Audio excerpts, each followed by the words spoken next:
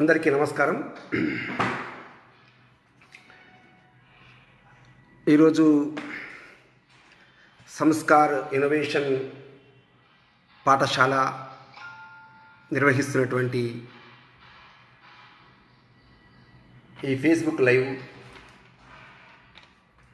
దీని ఆధారంగా ఈ పాఠశాలలో చదువుతున్నటువంటి విద్యార్థులు, అదే మాదిరిగా వారి తల్లిదండ్రులు, పోషకులు,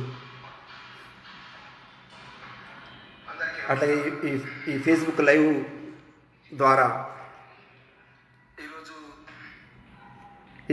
లైవ్ ద్వారా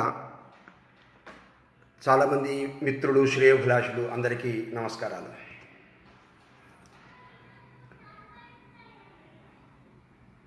ఈ పాఠశాల పేరు సంస్కారం. ఒకటి, మనిషికి జ్ఞానం ఎంత ముఖ్యమో జ్ఞానంతో పాటు సంస్కారం అంత ముఖ్యమని తెలియచెప్పేటువంటి విధంగా ఈ పాఠశాలకి పేరు పెట్టారు. ప్రపంచంలోనే మన భారతదేశం సంస్కారాలకు నిలయంగా, సంస్కృతులకు కానాచిగా విలసిల్లుతున్నటువంటి దేశం మన భారతదేశం.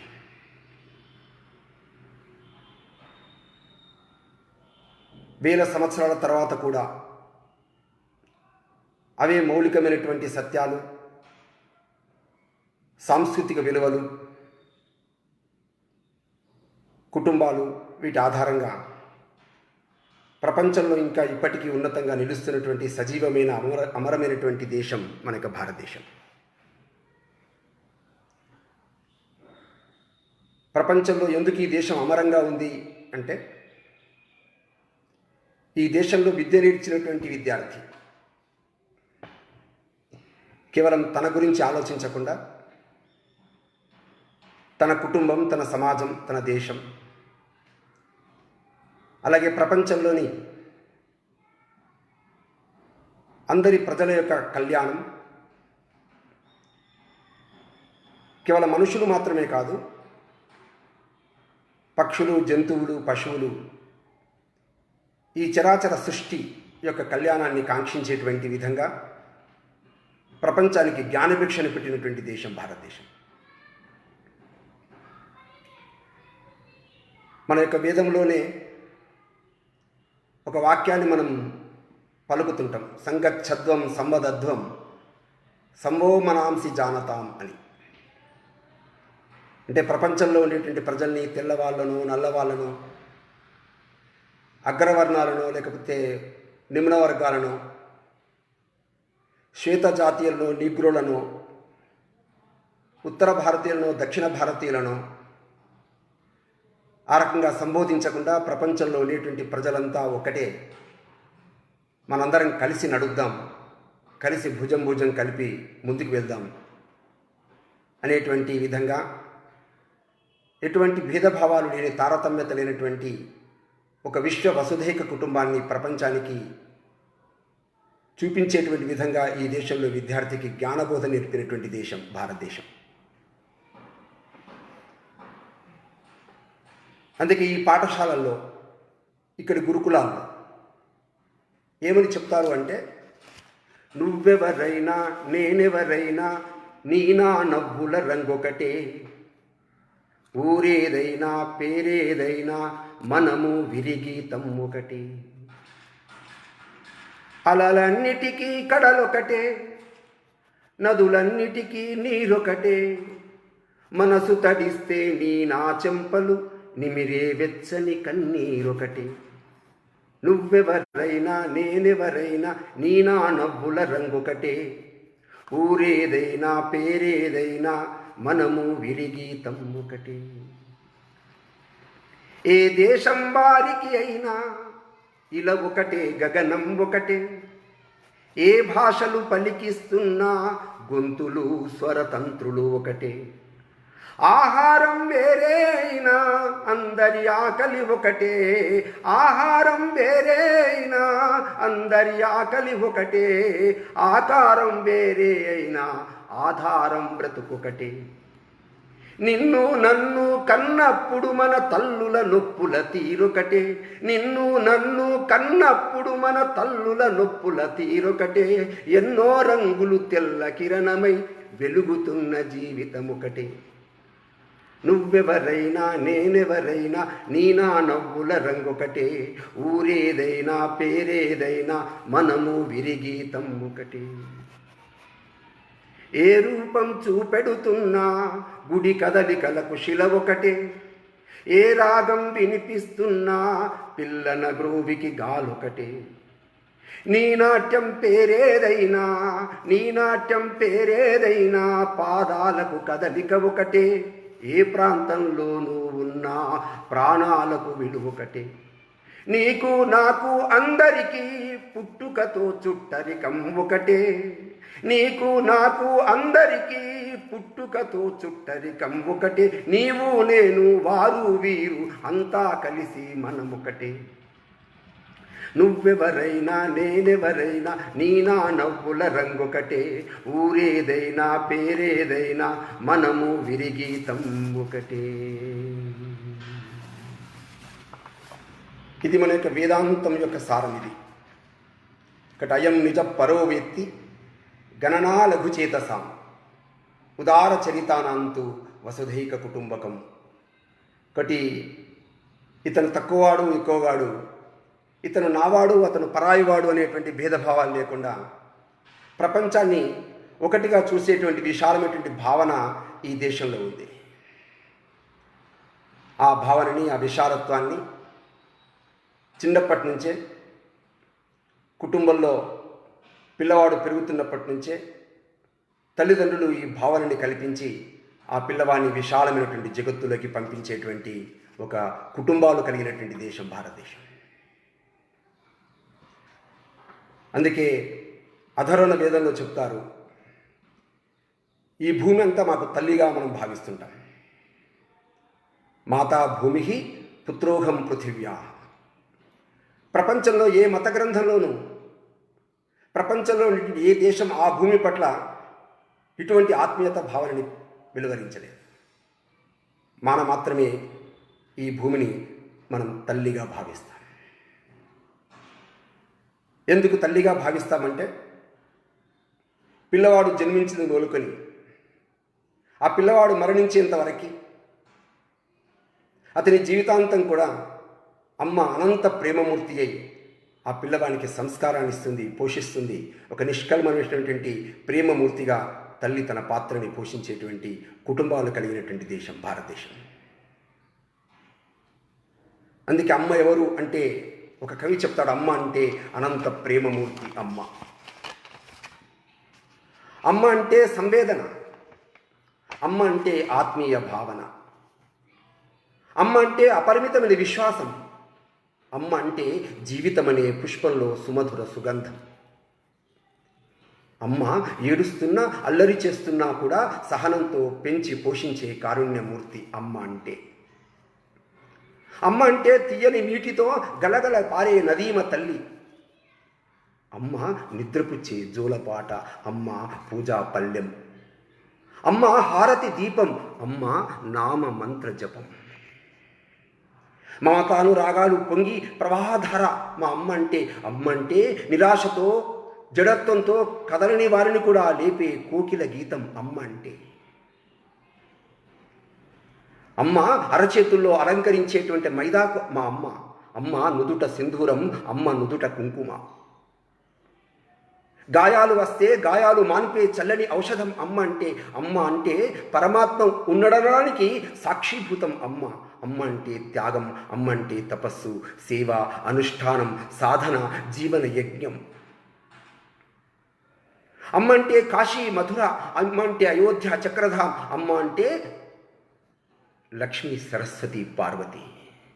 అమ్మ ఒక శక్తి, అమ్మ ఒక ముక్తిదాయిని. అమ్మ లేకుండా ఈ సృష్టి లేనే లేదు. అమ్మకి ప్రత్యామ్నాయం ఏది లేదు. అమ్మ కథకు అంతము లేదు. అమ్మను మించిన పదం ప్రపంచంలో ఏది కానరాదు. అమ్మను ఎవరితో పోల్చలేని ఒక జగన్మాత అమ్మ అని చెప్పి సంబోధించి అమ్మని దైవస్వరూపంగా కొలిచేటువంటి దేశం భారతదేశం. అందుకే ప్రపంచంలో ఒక ప్రముఖమైనటువంటి పాత్రని పోషిస్తున్నటువంటి దేశంగా ఈ కుటుంబాలు ఈ దేశంలో ఒక సోపానాలుగా ఈ దేశంలో వర్ధిల్లుతున్నాయి.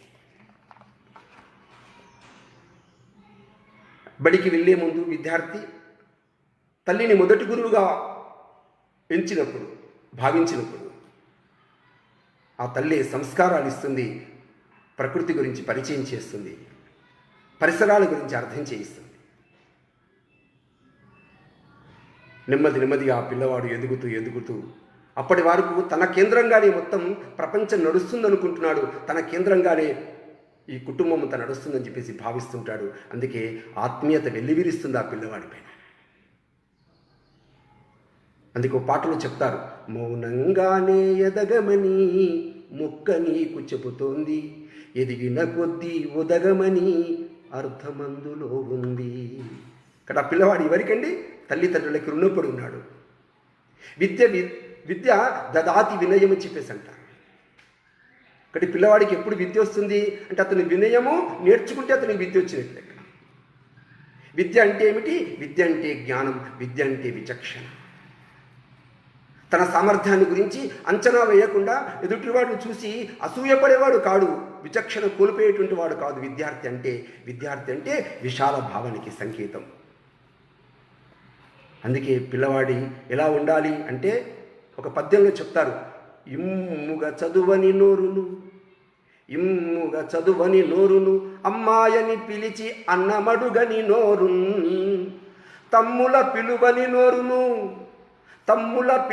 నోరును కుమ్మరి మను త్రవినట్టి గుంటర సుమతి శతకర్త అంటాడు.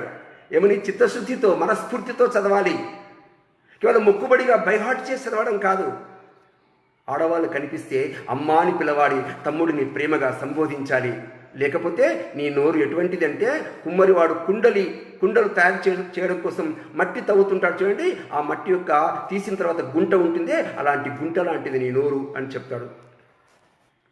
కాబట్టి మాట ఎటువంటిది ఉండాలి? మాట మనిషిని దగ్గరగా చేస్తుంది. అందుకే తల్లి తన ఆత్మీయతతో, తన ప్రేమతో, మంచి పలుకులతో ఆ పిల్లవాడిని నెమ్మదిగా ఆ విధంగా పెంచుతుంది, వికాసం చేయిస్తుంది.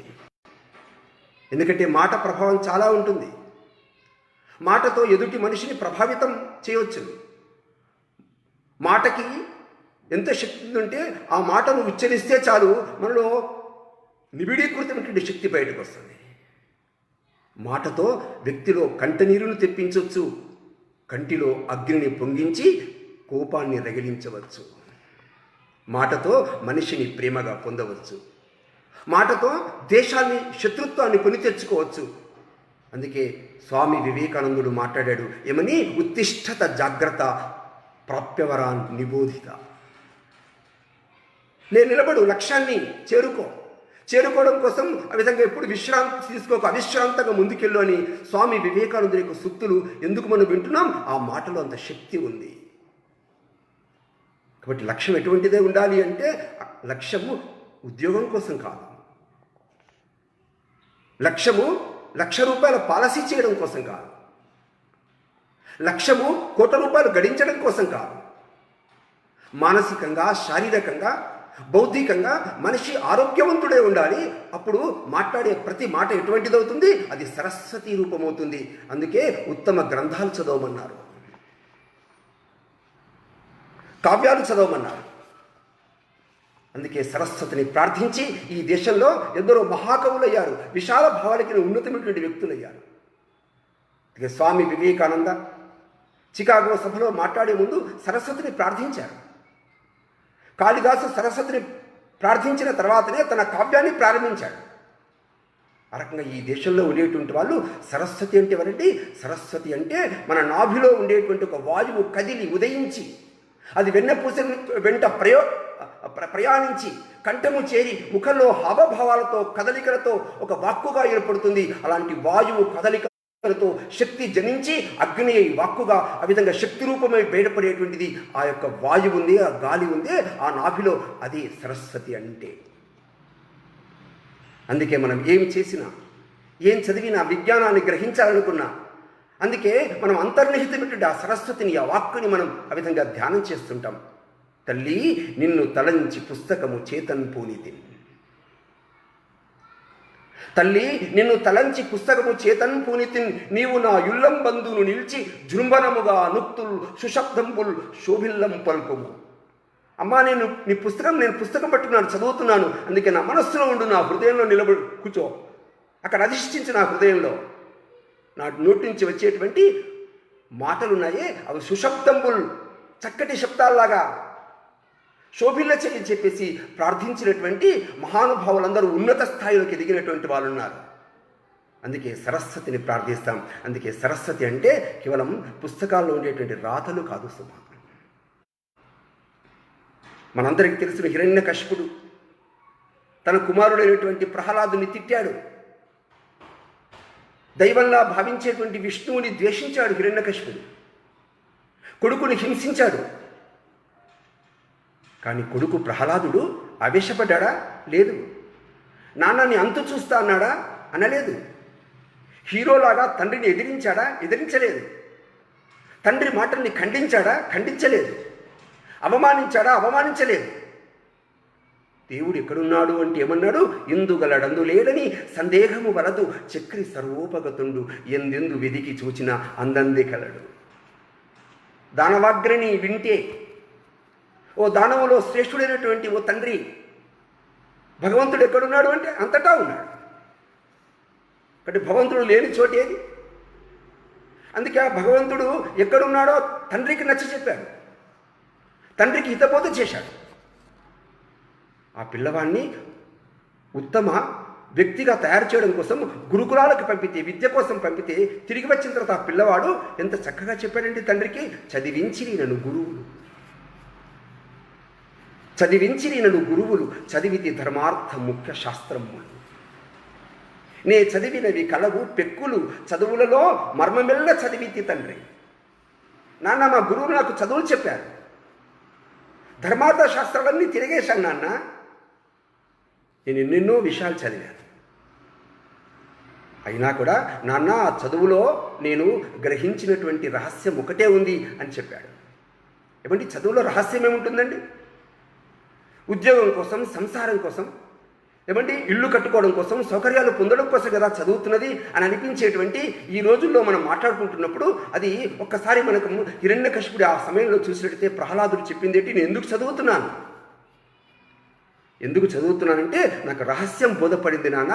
ఏమిటి ఆ రహస్యం అంటే, ఈ పరమాత్మ ఉన్నాడే, శక్తి ఉంది, ఈ శక్తి ప్రపంచాన్ని, జగత్తును నడిపిస్తుంది. ఈ నడిపిస్తున్నటువంటి జగత్తులో నా పాత్ర ఏమిటి, నా యోగదానం ఏమిటి, నా కంట్రిబ్యూషన్ ఏమిటి, నేను చేయాల్సినటువంటి కర్తవ్యం ఏమిటి, నేను చేరాల్సినటువంటి లక్ష్యం ఏమిటి, గమ్యం ఏమిటో నాకు అర్థమవుతుంది నాన్న. కాబట్టి ఆ దిశలో నేను చదువుతున్న కొద్దీ నా లక్ష్యము, నా గమ్యము, నాలో ఉండేటువంటి అంతర్నిహితమైనటువంటి శక్తిని నాకు అర్థం చేసుకున్నాను అంటాడు ప్రహ్లాదుడు. కాబట్టి ప్రహ్లాదుడు ఎవరండి? ప్రహ్లాదుడు విద్యార్థి. ప్రహ్లాదుడు ఎవరు? నిశ్శబ్ద విప్లవకారుడు. రాక్షసుడు నడుమ పుట్టాడు, విష్ణు భక్తిని బోధించాడు, బాధలు అనుభవించి కూడా నెగ్గి గెలిచాడు, అచంచల విశ్వాసంతో ముందుకెళ్ళాడు, నిజాయితీగా వ్యవహరించాడు. ఏనుగులు, విషసర్పాలు, నిప్పు, పర్వతాలు ఏమీ చేయలేకపోయాయి.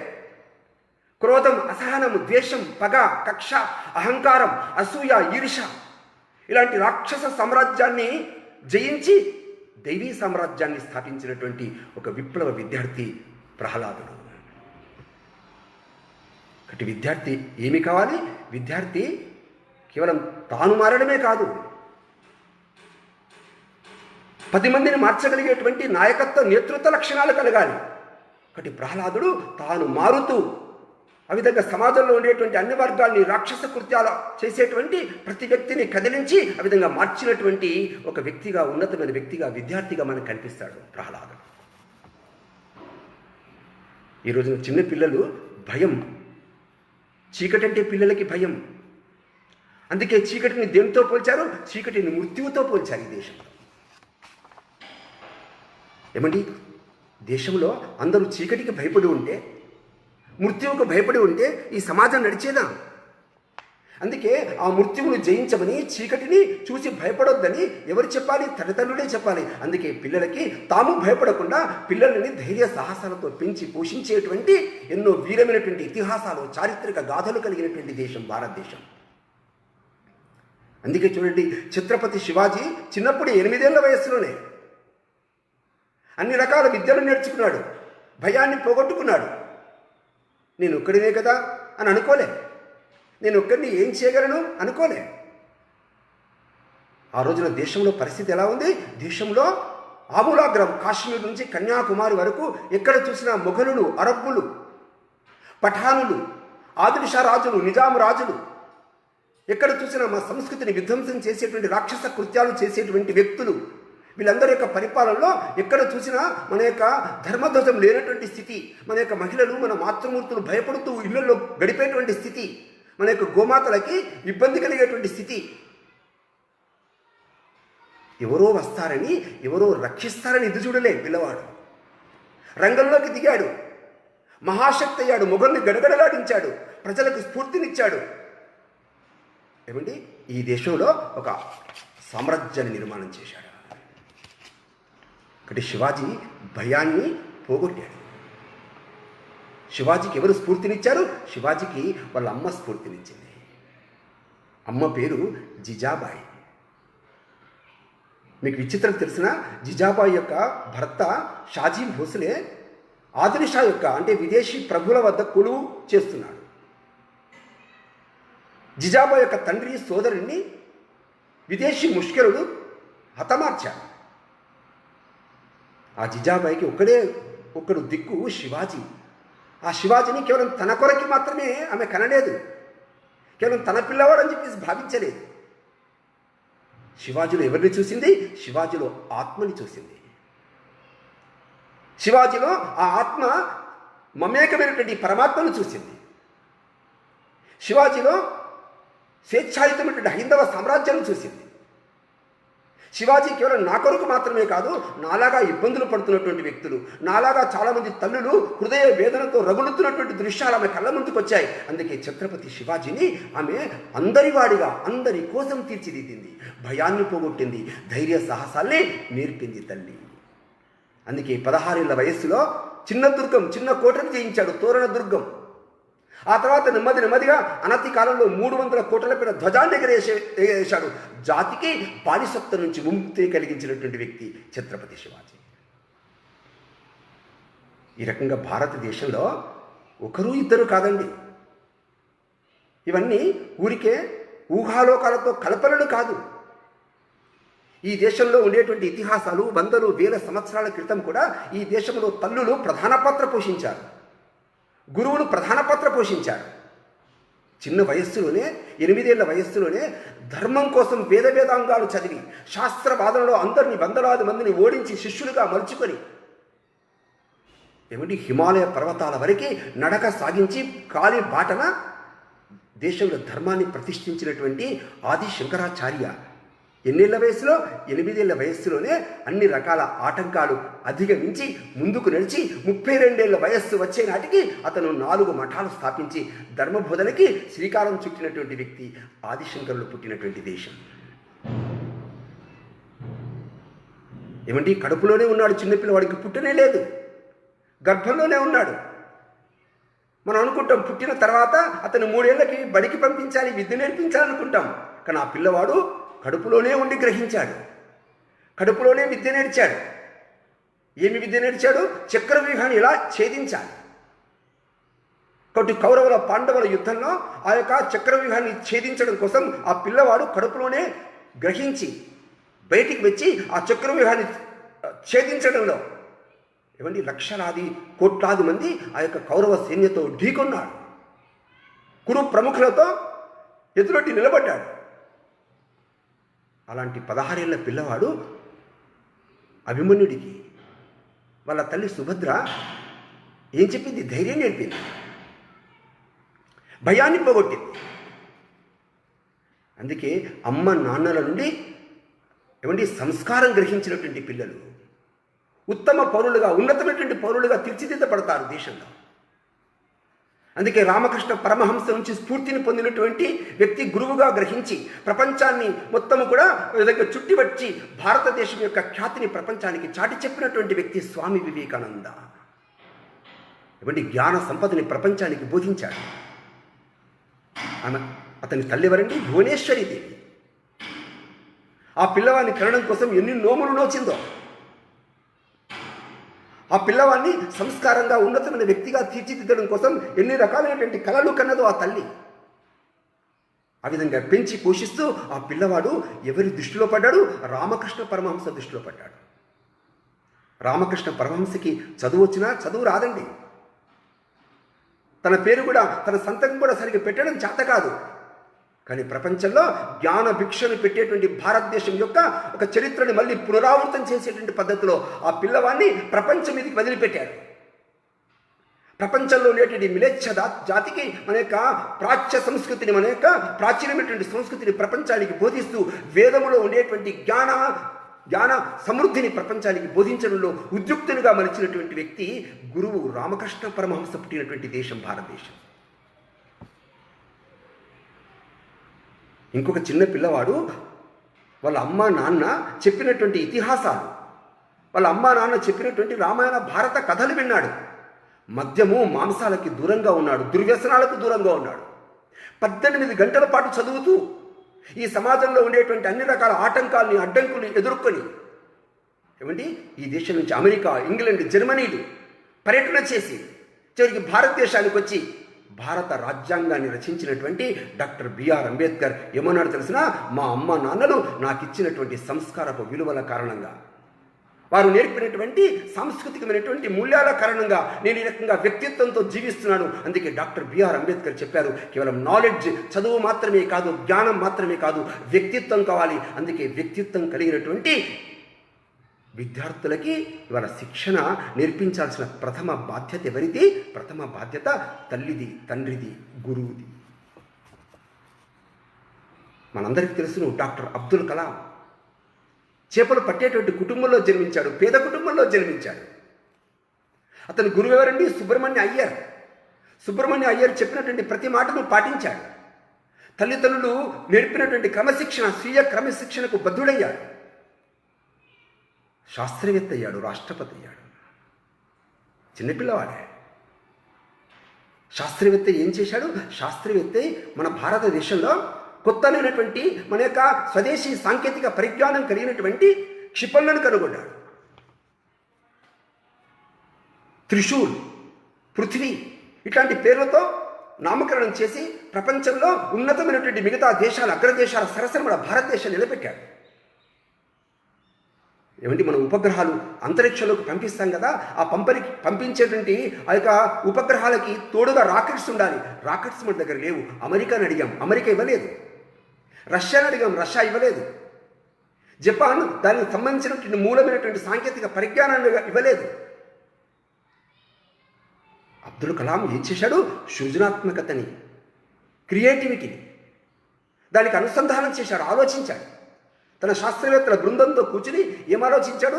అసలు ఇది ఈ క్రయోజనిక్ రాకెట్స్ ఎలా తయారవుతాయి? ఈ క్రయోజనిక్ రాకెట్స్లో ఏం పెడతారు? డయాఫ్రేమ్స్ పెడతారు. అలాంటి డయాఫ్రేమ్స్ దేంతో తయారు చేస్తారు? రాడ్లతో తయారు చేస్తారు. ఆ రాడ్లలో ఏం పెడతారు? రాడ్లలో బెరీలియం అనేటువంటి ఒక ఖనిజాన్ని పెడతారు. అలాంటి బెరీలియం ఎక్కడుంది అని ఆలోచించారు. ఆ బెరీలియం భారతదేశంలో జార్ఖండ్లో ఉంది. వెంటనే ప్రభుత్వంతో మాట్లాడారు. 5 సంవత్సరాల పాటు బెరీలియంని రష్యాకి కానీ, అమెరికా కానీ, జపాన్కి కానీ ఎగుమతి కాకుండా నిషేధం విధించారు. అదే బెరీలియంతో రాడ్స్ కనుక్కొని, రాడ్స్తో డయాఫ్రేమ్స్ కనుక్కొని, ఆ డయాఫ్రేమ్స్తో ఆ విధంగా క్రయోజనిక్ రాకెట్స్ని ఉత్పత్తి చేసినటువంటి అబ్దుల్ కలాంకి స్ఫూర్తిని ఎవరిచ్చారు? వాళ్ళ యొక్క తల్లి, తండ్రి, వాళ్ళ యొక్క గురువు సుబ్రహ్మణ్య అయ్యర్ స్ఫూర్తినిచ్చారు. ఇతిహాసాలు, పురాణాలు మొదలుకొని ఈ దేశంలో నేటి వరకు తల్లి తండ్రులు పోషించేటువంటి ప్రధాన పాత్ర సామాన్యమైనది కాదు సుమా.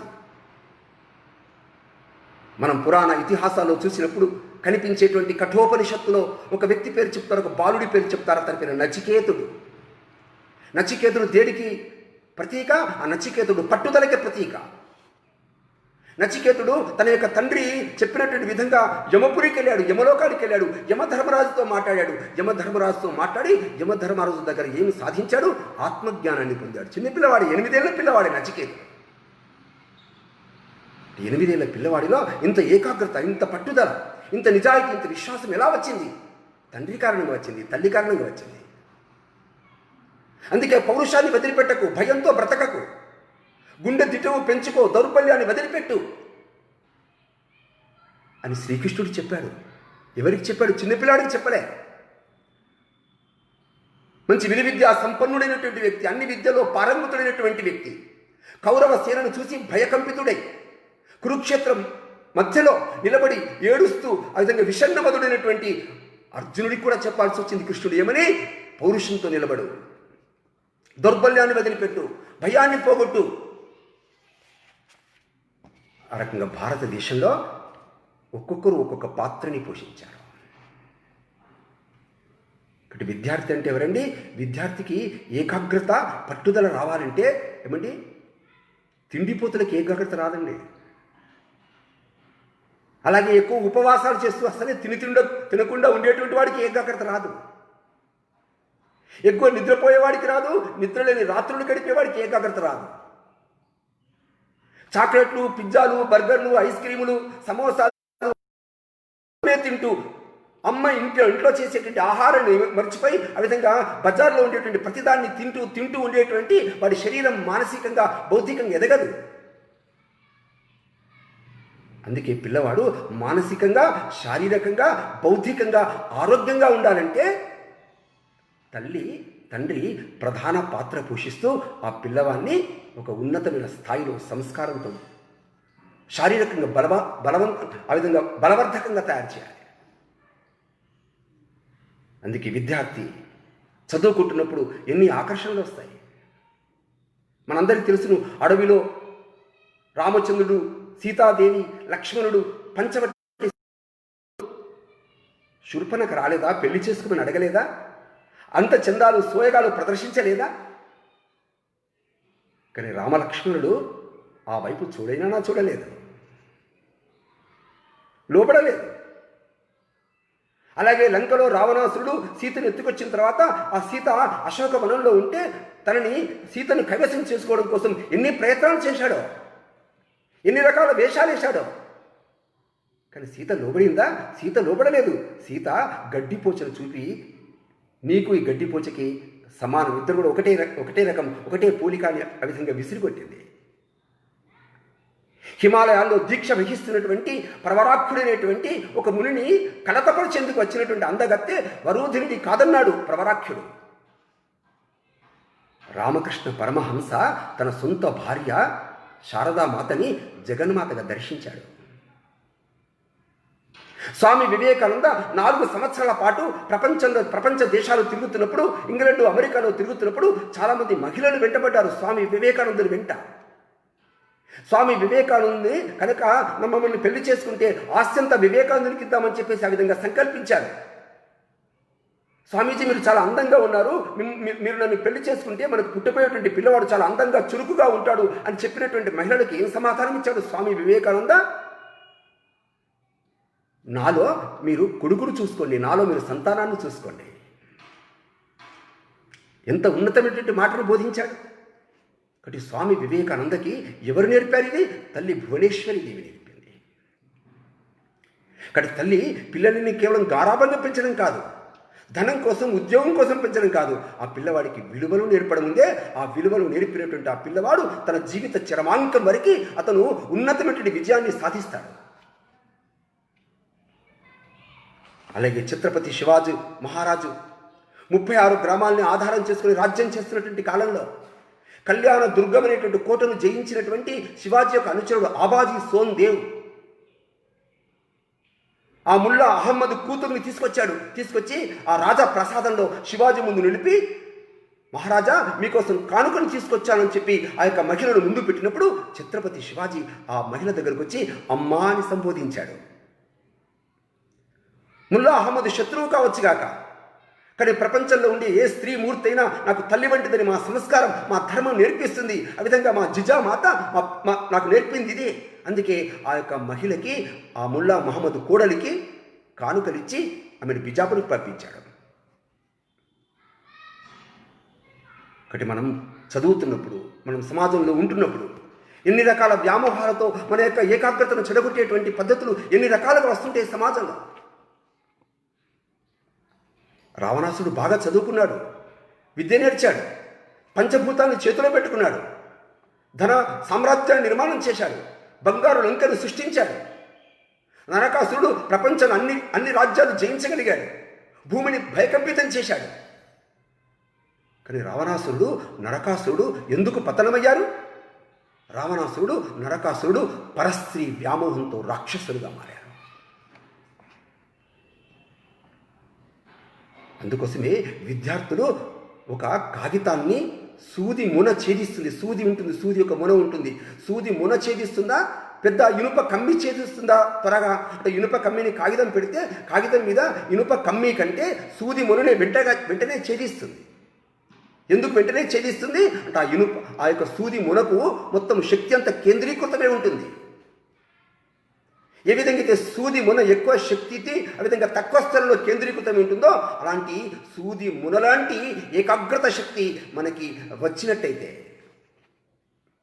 ఆ ఏకాగ్రతతో అద్భుతాలు సృష్టించవచ్చు.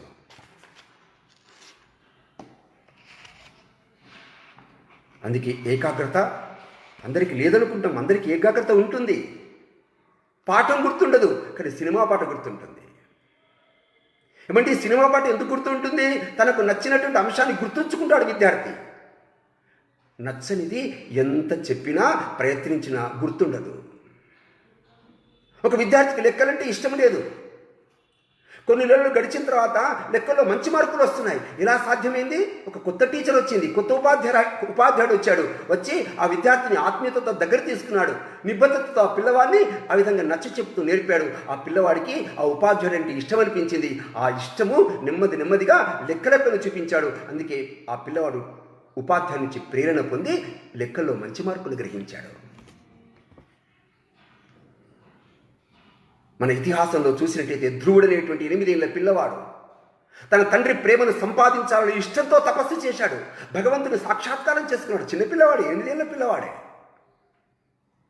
విశ్వామిత్రుడు వశిష్ఠుడి కంటే మించిపోవాలనుకుని ఆ విధంగా ఆ రాజర్షి కావాలన్న కోరికతో తపస్సు చేశాడు. అది పొందాడు.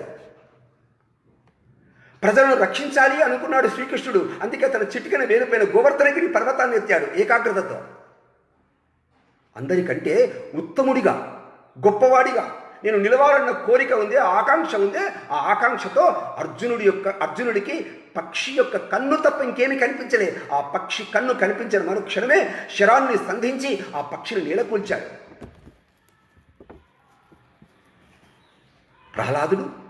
ప్రహ్లాదుడికి విష్ణువు పట్ల భక్తి తప్ప ఇంకొకటి లేదు. అందుకే ఎన్ని కష్టాలు ఎదురైనా, ఎన్ని అడ్డంకులు ఎదురైనా కూడా ఆ పిల్లవాడు ఆ విష్ణు భక్తిని జయించగలిగాడు. నదిలో ఏనుగు జలకాలాడుతుంటే ఆ ఏనుగుని ఒక ముసలి మకరి ఆ విధంగా పట్టుకుని లాగుతున్న సమయంలో ఆ గజేంద్రుడు పెట్టినటువంటి మొర, ఆ గజేంద్రుడు పిలిచినటువంటి పిలుపుకి విని విష్ణుమూర్తి ఇంకేమి వినలే, ఎవరిని పట్టుకోలే, తన అనుచరుని పిలవలే, తన భార్య లక్ష్మీదేవిని పిలుచుకురాలే. ఆ భక్తుడైనటువంటి గజేంద్రుడిని కాపాడాలన్నటువంటి కాంక్షతో, ఏకాగ్రతతో అన్ని మరిచిపోయి అందరిని వదిలిపెట్టి భక్తుని కాపాడాడు. ఏమండి 25 ఏళ్ల వయస్సులో, 25 ఏళ్ల వయస్సే ప్రపంచంలో ఉండేటువంటి వందలాది చరిత్రకారులు, హిస్టారియన్స్ ఉన్నారే, వాళ్ళందరినీ మించిపోయి వాళ్ళు చేయలేనటువంటి, సాధించలేనటువంటి పరిశోధనలు కొనసాగించినటువంటి ఒక వ్యక్తి ఎవరైనా ప్రపంచంలో భారతదేశంలో ఉంటే అతను స్వాతంత్ర వీర సావర్కర్. అతను జైల్లో, కారాగారంలో బంధించినప్పుడు అలా కవితలు రాశాడు, చరిత్రను లిఖించాడు ఏకాగ్రతతో. తండ్రి పైన ఉన్నటువంటి ప్రేమతో రాజ్యాన్ని, సౌకర్యాన్ని వదిలిపెట్టి ఏకాగ్రతతో ఎక్కడికి వెళ్ళాడు? రాముడు అడవికి వెళ్ళాడు. అందుకే ధ్యానము చేసి తపస్సు చేసేటువంటి పద్ధతిలో పిల్లవాళ్ళు తమను ఏకాంతంగా విద్యార్థులు బయట ఉండేటువంటి రకరకాల ఆలోచనలతో ఆ విధంగా మనసు చంచలమవుతున్నటువంటి సమయంలో భగవంతుడి పైన విశ్వశక్తి పైన దృష్టి కేంద్రీకరించి ఆ విధంగా ఏకాగ్రతని పెంపొందించుకోమని చెప్పేసి మన యొక్క పెద్దలు చెప్పారు. ఎవరి భగవంతుడు? ఎక్కడున్నాడు భగవంతుడు? భగవంతుడు అంటే ఎవరండి? భగవంతుడు అంటే ఒక విశ్వశక్తి. మేఘాల్లో మెరుపు ఉంటుందే అది శక్తి.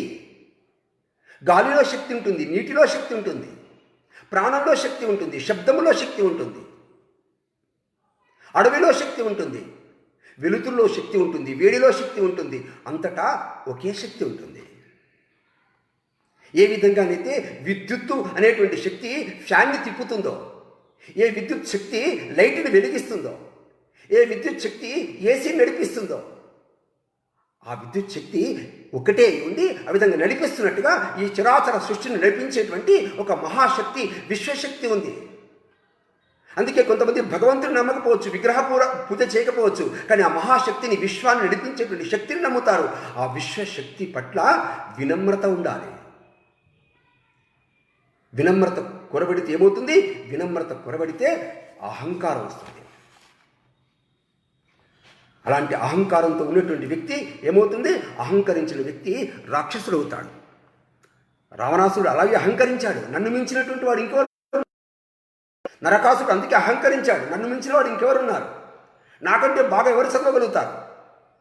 నాకంటే ఎక్కువ మార్కులు ఇంకెవరికి వస్తాయి? కాబట్టి నేనే గ్రేట్, నేనే గొప్ప అనేటువంటి అహంకారం మనిషిని పతనానికి గురి చేస్తుంది. అందుకే విద్యార్థి ఎదిగిన కొద్దీ ఉదగమని చెప్పారు. ప్రతి విద్యార్థికి ఒక్కొక్కరికి ఒక్కొక్క లక్షణాలు ఉంటాయి, వైవిధ్యాలు ఉంటాయి. ఇప్పుడు సచిన్ తెండూల్కర్ ఉన్నాడు చూడండి. సచిన్ తెండూల్కర్ క్రికెట్ ఆడగలడు, కానీ బేస్బాల్ ఆడలేడు. అతనికి క్రికెట్లో ఏకాగ్రత ఉంది. ఆ బ్యాట్ని కొట్టడంలో ఒక్కొక్క బ్యాట్స్మెన్కి ఒక్కొక్క ప్రత్యేకత ఉంటుంది, అందరికీ ఉండదు అది. పిల్లలకి కథలు చెప్తే అందరూ పిల్లలు ఆసక్తిగా వింటారు. ఆ మొత్తము రామాయణం కథ మొత్తం చెప్తే కొంతమందికి రాముడు ఇష్టపడతారు, కొందరు హనుమంతుని ఇష్టపడతారు, కొందరు శ్రీకృష్ణుడికి అల్లరిని ఇష్టపడతారు. అందుకే మనం చెప్తున్నప్పుడు పిల్లవాళ్ళ యొక్క దృష్టికోణము, పిల్లవాళ్ళ యొక్క మనస్తత్వం కూడా ఎరగాల్సిన అవసరం ఉంది. బెంగాల్ ప్రాంతంలో అరవింద ఘోష్ అనేటువంటి విద్యార్థి ఉండేవాడు. కేవలం తండ్రి కోరిక మేరకే, తండ్రి ఒత్తిడి మేరకే ఇంగ్లాండ్ వెళ్ళాడు. తండ్రి ఒత్తిడి మేరకు ఐఏఎస్ చదివాడు, తనకి ఇష్టం లేదు, కావాలని ఫెయిల్ అయ్యాడు, స్వచ్ఛందంగా ఫెయిల్ అయ్యాడు. వచ్చి భారతదేశంలో ఉద్యోగంలో చేరాడు బలవంతంగా. అవన్నీ వదిలిపెట్టుకున్నాడు. చివరికి విప్లవకారుడయ్యాడు. మీకు తెలిసిన పాండిచ్చేరిలో ఆశ్రమాన్ని స్థాపించి ప్రపంచానికి మార్గదర్శనం చేసేటువంటి ఆధ్యాత్మిక విద్యను బోధించినటువంటి అరవింద ఘోష్ పుట్టినటువంటి దేశం భారతదేశం. అందుకే ఏకాగ్రతని కలిగి ఉండడం కోసం ఈ దేశంలో కథలున్నాయి, సంఘటనలు ఉన్నాయి. అవన్నీ మనకు ప్రేరణివ్వాలి. గాలిలో కొన్ని వందల మైళ్ళ ఎత్తున ఎగురుతున్న పక్షి కింద నీటిలో అడుగులో ఉండేటువంటి చేప కదలికలను చూడగలుగుతుంది. ఆ చేప ఆ నీటి అడుగు నుంచి పైకి వస్తున్నటువంటి సందర్భాన్ని చూసినటువంటి ఆ పక్షి అదే స్థాయిలో పైనుంచి కిందికి వస్తుంటుంది. ఈ పక్షి ఆ నీటి మీదికి ఈ చేప నీటి మీదికి రాగానే అదే సమయంలో పక్షి అమాంతంగా ఆ చేపను నోటి పెట్టుకుని పరిగెత్తి వెళ్ళిపోతుంది. అంటే ఇంతకంటే మించినటువంటి ఏకాగ్రత పక్షికి ఉంది, మనకు ఎందుకు ఉండదు? లేడి పిల్లను వేటాడేటువంటి చిరుత, పులి నిశ్శబ్దంగా నడుస్తూ ఆగుతూ పోతూ లంఘిస్తుంది ఏకాగ్రతతో. అదే లేడి పిల్ల చిరుత పులి యొక్క దాడిని తప్పించుకొని అదే ఏకాగ్రతని ప్రదర్శించి పారిపోతుంది. ఏమంటే జంతువులు, పశువులు, పక్షులు ఏకాగ్రతతో తదేకమైనటువంటి దృష్టితో తమ యొక్క లక్ష్యాన్ని సాధిస్తున్న సమయంలో జంతువుల కంటే మించినటువంటి శక్తి మనకుంది కదా, మానవులకుంది కదా. అలాంటి మనస్సులో ఉన్నటువంటి ఆ శక్తిని ఆకర్షణకు లోను కాకుండా, భయానికి లోను కాకుండా, సందేహాలకు లోను కాకుండా ఏకాగ్రతని సాధించమని చెప్పారు మన పెద్దలు. అందుకే ఏకాగ్రత సాధన కోసం ఏం చేయాలి? వ్యాయామం చేయాలి, యోగ చేయాలి. సూర్యుడు రాకముందే నిద్రలేవాలి, సూర్యోదయాన్ని కళ్ళతో చూడాలి. తోటి విద్యార్థుల పట్ల అసూయ పెంచుకో. మన పక్కింటి వాళ్ళతో, మిగతా వాళ్ళతో, ఈర్ష్యా దేశాలతో వ్యవహరించకూడదు. ఎక్కడైనా ఇబ్బందులు ఏర్పడితే అసహనంతో వ్యవహరించకూడదు. కోపంతో, క్రోధంతో వ్యవహరించి అమ్మానాన్నకి విసుగు కల్పించకూడదు. ఎందుకు? నీ ఏకాగ్రత దెబ్బతింటుంది, నీ మనస్సు చంచలమవుతుంది. అందుకే వివేకాన్ని పెంపొందించుకోవాలి. రామకృష్ణ పరమహంస పరమహంస చదువు రాదు, కానీ సకల విద్యలకి పరంగతుడిగా వివేకానందుని ఏకాగ్రతతో, శ్రద్ధతో పెంచాడు, నేర్పించాడు. శ్రీకృష్ణుడికి గదాయుద్ధం రాదు, కానీ దుర్యోధుని వధించడానికి భీముడికి గదాయుద్ధాన్ని నేర్పించాడు, ప్రోత్సహించాడు. రాముడు ఒక్కడు చాలు రావణాసుని వధించడానికి, కానీ రాముడు ఏం చేశాడు? రాముడికి తన శక్తి తెలిసినప్పటికీ వానరులని, హనుమంతుణ్ణి, జాంబవంతుణ్ణి, సుగ్రీవుణ్ణి, ఎవరిని ఎక్కడ పెట్టి ఏ పనులు చేయించాలో వాళ్ళకి ప్రోత్సాహాన్ని ఇచ్చాడు రాముడు. అందుకే నేను ఎదగడం మాత్రమే కాదు, నాతో పాటు నా మిత్రులు, నా స్నేహితులు, నేను మాత్రమే చదవడం కాదు, నాతో పాటు నా స్నేహితులు చదవాలి, వాళ్ళ మెరును కూడా నేను కోరాలి. ఆ విధంగా విశాలమైన భావన కలిగినటువంటి విద్యార్థులుగా ఈ దేశంలో మనకు కనపడతారు. అయితే విద్యార్థులుగా వెళుతున్నప్పుడు ఎంతోమంది విద్యార్థులు, స్నేహితులు మనకు తారసిల్లుతారు. వేమన పద్యం ఉంది, తెలుసు మనందరికీ. వేరు పురుగు చేరి వృక్షంబు చెరుచులు, చీడ పురుగు చేరి చెట్టు చెరచు, కుచ్చిచుండు చేరి గుణవంతు చెరుచురా విశ్వదాభిరామ వినురవేమ.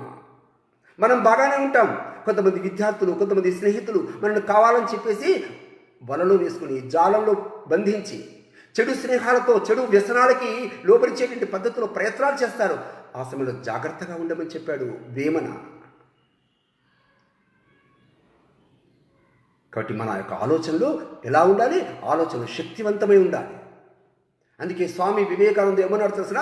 స్వామి వివేకానంద గుహలో మీరు బంధించి ఉంటే, 4 పక్కల ఆ యొక్క గుహను బంధించి ద్వారము లేకుండా మీరు గుహలోనే ఉండి ఉంటే, మీరు కనుక ఆలోచనలు చేయడం ప్రారంభిస్తే, మీరు మంచి ఆలోచనలు చేయడం ప్రారంభిస్తే, ఆ ఆలోచనకి శక్తి వస్తుంది, ఆ శక్తికి రెక్కలు వస్తాయి. ఆ రెక్కలతో గుహాల గోడల్ని ఛేదించి మీరు బయటకు రాగలుగుతారు, అనంత విశ్వంలోకి ప్రయాణం చేయగలుగుతారని చెప్పాడు స్వామి వివేకానందుడు.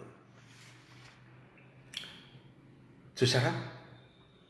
స్వామి వివేకానంద ఎక్కడో బెంగాల్లో పుట్టి అసలు దేవుడున్నాడా అని అనుమానం వచ్చిన వ్యక్తి, దేవుడు లేడు అని వాదించే నాస్తిక పద్ధతిని అవలంబించిన వ్యక్తి, తానొక్కడే గొప్ప అనుకుని అన్ని తెలిసినటువంటి మేధా జ్ఞానం ఉన్నటువంటి వ్యక్తిగా ఉన్నటువంటి వ్యక్తి, అతని యొక్క మనస్సులో రామకృష్ణ పరమహంస, అలాగే తల్లిదండ్రులు, ఆ ముగ్గురు యొక్క ప్రేరణ కారణంగా ఆ పిల్లవాడు దేశం యొక్క సరిహద్దులు దాటి, ఆ రోజుల్లో పడవ ప్రయాణం చేయకూడదు, భారతీయులు నిషేధం విధించినట్టు ప్రయాణం చేసి 4 ఏళ్ల పాటు ప్రపంచంలో ఉండేటువంటి విజ్ఞాన విషయాలన్నీ గ్రహించి, ఈ దేశానికి ఏది అవసరం, భారతదేశానికి ప్రపంచంలో ఏది మంచి ఉంటే ఆ మంచిని స్వీకరించేటువంటి గుణం ఉండాలి, అలాగే భారతదేశంలో ఉండేటువంటి మన సంస్కృతి విలువలు ప్రపంచానికి నేర్పాలి. ఈ 2 ఉద్దేశాలతో అటు సైన్స్ని, అటు విజ్ఞానాన్ని, అట్లా పరిజ్ఞానాన్ని, మన భారతదేశంలో ఉండేటువంటి ఆధ్యాత్మికతని, సంస్కృతిని రెండింటిని జోడించి ప్రపంచానికి అందించినటువంటి వ్యక్తి స్వామి వివేకానంద. ఈ దేశంలో తన తల్లిదండ్రులు, తన గురువు నుంచి నేర్చుకున్నాడు. ప్రపంచంలో చాలా కీలకమైనటువంటి పాత్ర పోషించేటువంటిది కుటుంబం. ప్రపంచంలో అమెరికా లాంటి దేశంలో కుటుంబాలు లేవు. తల్లి ఉంటుంది కానీ తండ్రి ఉండడు.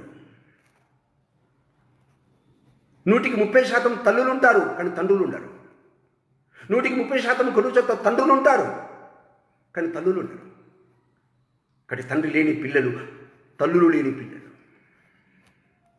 తల్లిదండ్రులు సమగ్రంగా చూసి ఆ విధంగా వికాసం చెందేటువంటి విద్యార్థులు, పిల్లలు కనబడరు ఆ యొక్క పాశ్చాత్య దేశాల్లో. కుటుంబాలు విచ్ఛిన్నమైపోయాయి. కుటుంబాలు ఎందుకు విచ్ఛిన్నమైపోయాయి? అంటే పిల్లవాడు అక్కడ ఉండేటువంటి తల్లి కానీ తండ్రి కానీ ఏం ఆలోచించేవారు? ఇండివిజువాలిటీ, తన యొక్క కోరికల గురించి ఆలోచించేవారు, తన స్వార్థం గురించి ఆలోచించేవారు. అందుకోసమే 5 సార్లు 10 సార్లు 15 సార్లు కూడా విడాకులు తీసుకుని ఇతరులతో సహజీవనం గడిపేటువంటి ఒక సంస్కృతి మీకు అమెరికాలో పాశ్చాత్య దేశాల్లో కనిపిస్తుంది. అందుకే కుటుంబాలు ప్రగతి పథంలో వెళ్ళలేకపోయాయి. కుటుంబంలో ఉండేటువంటి మౌలిక విలువలు పాశ్చాత్య జగత్తుకు అందలేకపోయాయి. కానీ భారతదేశము కుటుంబ విలువలతో పరిడవిల్లుతున్నటువంటి దేశం. బ్రహ్మ తర్వాత పుట్టినప్పటి నుండి ఆ పుట్టిన వారి యొక్క జీవితాలను చేతిలో తీసుకుని పిల్లల్ని ప్రయోజకులుగా చేయడం కోసం ఈ రోజున భారతదేశంలో తల్లిదండ్రులు పడుతున్నటువంటి శ్రమ చరిత్రలో ఎవరు పడరండి. తల్లిదండ్రులకి ఈ పెంపకం, ఈ పోషణ ఎంత పెద్ద సవాలు ఆలోచించండి. పిల్లలు పసిముగ్గలు. వారు వికసించడానికి దోహదపడేటువంటి గురువులు ఎవరు? తల్లిదండ్రులు. పిల్లలు అనేటువంటి ఆ విత్తనాలు మహావృక్షం కావడం కోసం, వాతావరణాన్ని స్వేచ్ఛను కల్పించడం కోసం తల్లిదండ్రులు, ఉపాధ్యాయులు ప్రధాన పాత్రను పోషిస్తున్నారు ఈ దేశంలో. అటు గురుకులాలు కానీ, ఇటు కుటుంబాలు కానీ. మనం సముద్రాన్ని ఛేదిస్తే, సముద్రాన్ని మదనం చేసి, సముద్రం లోపల చూస్తే, సముద్రాన్ని పరిశీలిస్తే ముత్యాలు కనుక్కుంటాం. పర్వతాన్ని కనుక ఛేదిస్తే, పర్వతాల్ని ఆ విధంగా శోధిస్తే బంగారం కనుక్కుంటాం. భూగర్భాన్ని కనుక శోధిస్తే మనం ఖనిజాలు కనుక్కుంటాం. ఈ అనంత విశ్వంలో జన్మించినటువంటి పిల్లలున్నారే, ఆ పిల్లలు కూడా పర్వతాల్లా, సముద్రంలా, భూగర్భంలా అంతకు మించినటువంటి శక్తి సంపన్నులు. వారికి శక్తి దాగి ఉంది అనేటువంటి విషయం ఎవరు గ్రహించాలి? గురువులు గ్రహించాలి, తల్లిదండ్రులు గ్రహించాలి. అందుకే పిల్లల్లో ఉండేటువంటి జ్ఞానము ఎక్కడుంటుంది? బయట నుంచి రాదు జ్ఞానము. పిల్లల్లో ఉండే జ్ఞానము లోపల నుంచి వస్తుంది. మీరు కనుక్కుంటే చాలు పిల్లలు అద్భుతాలు చేయగలుగుతారు ప్రపంచంలో. వాళ్ళకి సరస్వతిని నేర్పించాలి, సరస్వతిని చూపించాలి. ఆ సరస్వతిలో జ్ఞానం ఉండాలి, సరస్వతిలో వివేకం ఉండాలి, ఆ సరస్వతిలో సంస్కారం ఉండాలి, ఆ సరస్వతిలో సద్గుణాలు ఉండాలి. కానీ మనం సరస్వతిని ఏం చేస్తున్నాం? సరస్వతిని లక్ష్మిగా మారుస్తున్నాం, సరస్వతిని ధనంగా మారుస్తున్నాం. మాకు నాణ్యత వద్దండి, సంపద కావాలనుకుంటున్నాం. ఇక్కడ విలువలు ముఖ్యమని తల్లిదండ్రులు భావించినటువంటి మరో క్షణం పిల్లలు మాత్రమే కాదు, ఈ దేశం యొక్క భవిష్యత్తే మారిపోతుంది. దురదృష్టవశాత్తు మన భారతదేశంలో ఈ రోజున మనము మెకాలే ఆంగ్ల విద్యా విధానం పేరిట దాని వెనుక పరిగెడుతుంది. మెకాలే అనేటువంటి ఒక ఆంగ్ల విద్యావేత్త భారతదేశంలో ప్రవేశపెట్టినటువంటి విద్యా విధానం ఎటువంటిది? అతనికి ఇంగ్లీష్ వచ్చు, విద్య నేర్చుకున్నాడు, బట్టి కొట్టగలడు, పుస్తకాలు రట్టు పెట్టగలడు, చదవగలడు, అక్షరాలు చదవగలడు. కానీ గులామిగిరి, బానిసగా గుమాస్తా ఉద్యోగం చేయగలడు. స్వేచ్ఛ, సమానత్వం, సోదర భావం అతని మనసులో లేవు. మానవ వికాసాన్ని అడ్డుకున్నది ఆంగ్ల విద్యా విధానం. విలువలు, సంప్రదాయాలు, బంధువులు, అనుబంధాలు, ప్రేమలు, సంస్కృతులు, ఆత్మవిశ్వాసాలను పోగొట్టింది ఆంగ్ల విద్యా విధానం. నువ్వు గ్లోబల్ సిటిజన్గా మారావు. ప్రపంచంలో అమెరికాకి వెళ్ళగలవు, ఆస్ట్రేలియా వెళ్ళగలవు, ప్రపంచంలో ఉండేటువంటి అన్ని దేశాలను చూడగలవు. గ్లోబల్ సిటిజన్గా మారిపోయావు. నువ్వు ఆస్తులు సంపాదించుకున్నావు, ఆస్తులు ప్రోగు చేశావు. కానీ ప్రతిభావంతులుగా సమాజంలో ఎప్పుడు గొప్పవాళ్ళు అవుతాం? నేను, నా కుటుంబం, నా సమాజం, నా దేశం, నా ప్రకృతి, నా విశ్వం ఒకదానితో ఒకటి కలిసి ఈ యొక్క అనుసంధానంగా, పరస్పర పూరకంగా సమాజంలో నేను మాత్రమే ఒక్కనే ఎదగకూడదు, నాతో పాటు ఈ ప్రపంచంలో ఉండేటువంటి చరాచర సృష్టితో నాకు సంబంధం ఉంది అని ఇండివిజువాలిటీ కాదు, ఒక అనుబంధంతో కూడినటువంటి పరస్పర ఆశ్రితమైనటువంటి, పరస్పర అనుకూలమైనటువంటి వ్యవస్థని నిర్మాణం చేసి సిద్ధాంతాన్ని అందించినటువంటి దేశం భారతదేశం. అందుకే చిన్న పిల్లల్ని, మనం విద్యార్థుల్ని మనం వికాసం చెందిస్తున్నప్పుడు ఒక మామిడి పండుని, ఒక అరటి పండిని మనం సహజంగా పండేదాకా చూడాలి. ఒక మామిడి పండిని, అరటి పండిని మనం సహజంగా పండేదాకా చూడకుండా ఓపిక లేక కార్బైడ్ అనేటువంటి విష పదార్థాలతో మగ్గబెట్టి రంగు తెప్పిస్తున్నాం, కానీ రుచి తెప్పించకపోతున్నాం. రుచి తెప్పించట్లేదు, ఆరోగ్యాన్ని కూడా తెప్పించట్లేదు. ఇవాళ చదువు పేరుతో, హోంవర్క్ల పేరుతో, అసైన్మెంట్ల పేరుతో, ఎక్కువ సమయం చదవడం పేరుతో పిల్లలపైన ఒత్తిడి పెరుగుతుంది. దాంతో ఉత్తమ విద్యార్థులు కావట్లేదు, ర్యాంకులు వస్తున్నాయి, చదువుకుంటున్నారు, ఫస్ట్ క్లాస్లో మార్కులు రావచ్చు కాక. విద్య అంటే ర్యాంకులు కాదు, విద్య అంటే కేవలం మార్కులు కాదు. విద్య అంటే జ్ఞానం. జ్ఞానం అంటే ఏమిటండి? జ్ఞానం అంటే చుట్టూతో ఉండేటువంటి సమాజాన్ని గ్రహించగలిగేటువంటి గ్రహణ శక్తి. మంచి ఏదో చెడు ఏదో విచక్షణ తెలుపగలిగేటువంటి విచక్షణ జ్ఞానం, అలాగే నైపుణ్యం, ఆధునికంగా వస్తున్నటువంటి అన్ని రకాల స్కిల్స్, ప్రతిభల్ని గ్రహించగలిగేది. సృజనాత్మకతో ఈ సమాజానికి, ఈ దేశానికి, ప్రజలకి, ఈ యొక్క చరాచర ప్రకృతికి నా యొక్క విద్య యొక్క అవసరం ఏముంది అని కాలానుగుణంగా వస్తున్నటువంటి మార్పులకు అనుగుణంగా ఆ విధంగా కొత్త విషయాన్ని బోధించగలిగేది, నేర్పగలిగేది టెక్నాలజీ, సాంకేతిక పరిజ్ఞానం. అంతకంటే మించి నిజాయితీ, నీతి, శీలం, వ్యక్తిత్వం, ఇవే మన జీవితానికి పునాది రాళ్ళు. ఇవి గట్టిగా లేకుండా జీవితం అనేటువంటి భవనం నిలబడదు. అందుకే ఇవి కేవలం పాఠ్యపుస్తకాలు లభించదండి. ఎక్కడ లభిస్తుంది? తల్లిదండ్రుల యొక్క ఆత్మీయత, ప్రేమల మధ్య లభిస్తుంది. తల్లిదండ్రులు పొందినటువంటి శిక్షణతో నేర్పిస్తుంది. తల్లిదండ్రులు ఆ పిల్లల యొక్క పెంపకంలో దూరదృష్టితో ఆ పిల్లల్ని పెంచడం ప్రారంభిస్తే అప్పుడు అతని ఆత్మ పరమాత్మలో లీనమయ్యేటువంటి పద్ధతులు వికాసం నిర్మాణం చేయవచ్చును. అందుకే ఛత్రపతి శివాజీని జిజామాత ఆ పిల్లవాడిలో ఆత్మని చూసింది, తన కొడుకును చూడలే. ఈ దేశంలో ఉండేటువంటి తల్లిదండ్రులు పిల్లల్ని కంటున్నారే, ఆ పిల్లలు మీరేమనుకుంటున్నారు? మన పిల్లలు అనుకుంటున్నారు. తప్పు లేదు, మన పిల్లలే. కానీ కేవలం మన పిల్లలు మాత్రమే కాదు. ఆ పిల్లవాడు మన ఇంట్లో పెరుగుతున్నప్పుడు ఆ పిల్లవాడికి అమ్మ, నాన్న ఇదే ప్రపంచం అనుకున్నాడు. అసలు మొత్తం కుటుంబం అంతా నా కేంద్రంగా నడుస్తుంది, నేనే కేంద్ర బిందువు అనుకున్నాడు ఆ పిల్లవాడు. కానీ అదే పిల్లవాడు పాఠశాలకు వెళ్ళిన తర్వాత ఆ పాఠశాలలో నాలాగే 10 మంది కనిపించినప్పుడు అప్పుడు ఏమనుకున్నాడు? నేను ఒక్కనే కేంద్ర బిందువును కాదు, వందలాది మంది కేంద్ర బిందువులు ఉన్నారు. అప్పుడు అతనికి పాఠశాల అర్థమైంది. ఆ పాఠశాలలో ఆ విద్యార్థులు, ఆ యొక్క ఉపాధ్యాయులే ప్రపంచం అనుకుంటాడు. విద్య పూర్తయిన తర్వాత బయట సమాజంలో తిరుగుతున్నప్పుడు బయట ఉండేటువంటి ఎన్నో రకాలైనటువంటి మంచి చెడు కలిగినటువంటి వ్యక్తులు, గురువులు, ఆ విధంగా మంచి సలహాలు ఇచ్చి ప్రోత్సాహించేటువంటి వ్యక్తులు, ఆ విధంగా రకరకాల వ్యక్తుల మధ్యలో తిరుగుతున్నప్పుడు ఆ పిల్లవాడు నెమ్మదిగా అడుగులో అడుగు వేస్తూ మెట్టు పైన మెట్టు ఎదుగుతూ ఉన్నత వికాసం చేరుతున్నప్పుడు తల్లి ఆ పిల్లవాడిని ఆ వికాస పద్ధతిలో ఒక్కొక్క మెట్టు ఎదుగుతూ ముందుకు సాగనివ్వడంలో ప్రోత్సాహాన్ని ఇవ్వాలి, స్వేచ్ఛనివ్వాలి. ఆ పిల్లవాడి యొక్క నాయకత్వం వహించేటువంటి పద్ధతిలో తల్లి ధైర్యాన్ని నూరిపోయాడు. శివాజీ యొక్క కథలో చెప్తారు. ఛత్రపతి శివాజీ ఆదిల్ షా రాజు యొక్క స్వాధీనంలో ఉండేటువంటి కోటలని జయించినప్పుడు శివాజీ తండ్రి షాజీ భోంస్లేని ఆదిల్ షా రాజులు జైల్లో బంధిస్తారు. భార్య ఏడుస్తుంది, జిజాబాయి ఏడుస్తుంది. లోపల బంధించారు. ఎందుకు బంధించారు శివాజీ తండ్రిని?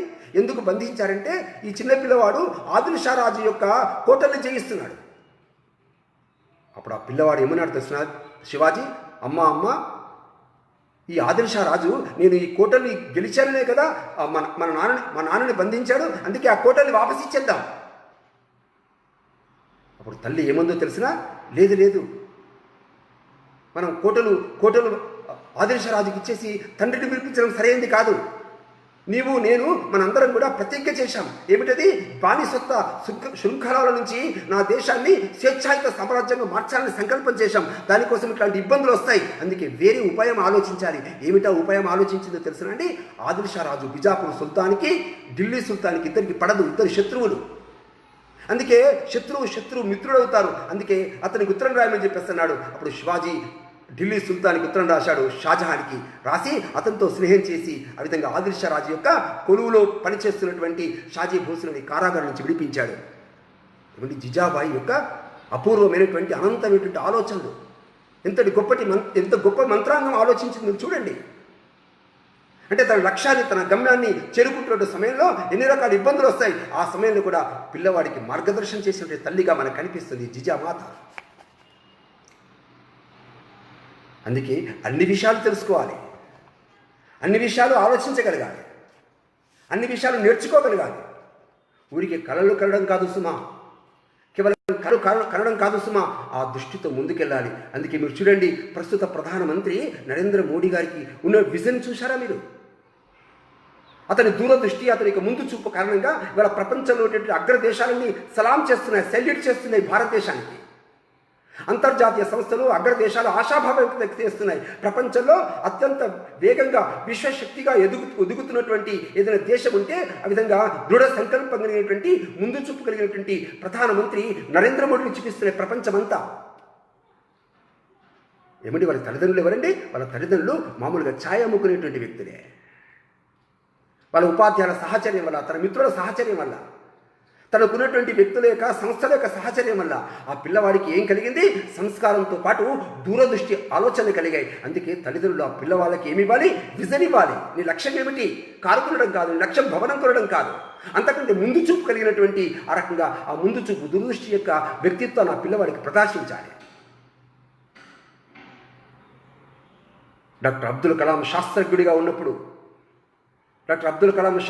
ఉన్నప్పుడు నిమ్స్ హాస్పిటల్లో హైదరాబాదులో ఒక చిన్న పాప, 3 ఏళ్ళ 4 ఏళ్ళ పసిపాప ఒక కాలుని పోగొట్టుకుంది. మనం కృత్రిమ కాలు తీసి పెడదామంటే ఆ కృత్రిమ కాలు ఆ పిల్ల బరువు కంటే ఎక్కువ ఉంది కృత్రిమ కాలు. అందుకే అబ్దుల్ కలాం ఏం చేశాడు? అబ్దుల్ కలాం విమానాలను తయారు చేసేటువంటి ఏదైతే లోహం ఉందో, మెటల్ ఉందో, ఆ మెటల్తో కృత్రిమైనటువంటి ఆర్టిఫిషియల్ కాలును తయారు చేశాడు. ఆ పిల్లకు అమర్చాడు. తేలికపాటి ఆ మెటల్తో ఆ పాప నడుస్తూ కనిపించింది. ఇది సృజనాత్మకత అంటే. ఏమండి, కేవలం చదవడం మాత్రమే కాదు, నా వల్ల సమాజానికి ఏమైనా ప్రయోజనం ఉందా? నేను చదివినందువల్ల ఏదైనా కాంట్రిబ్యూషన్, యోగదానం సమాజానికి జరుగుతుందా?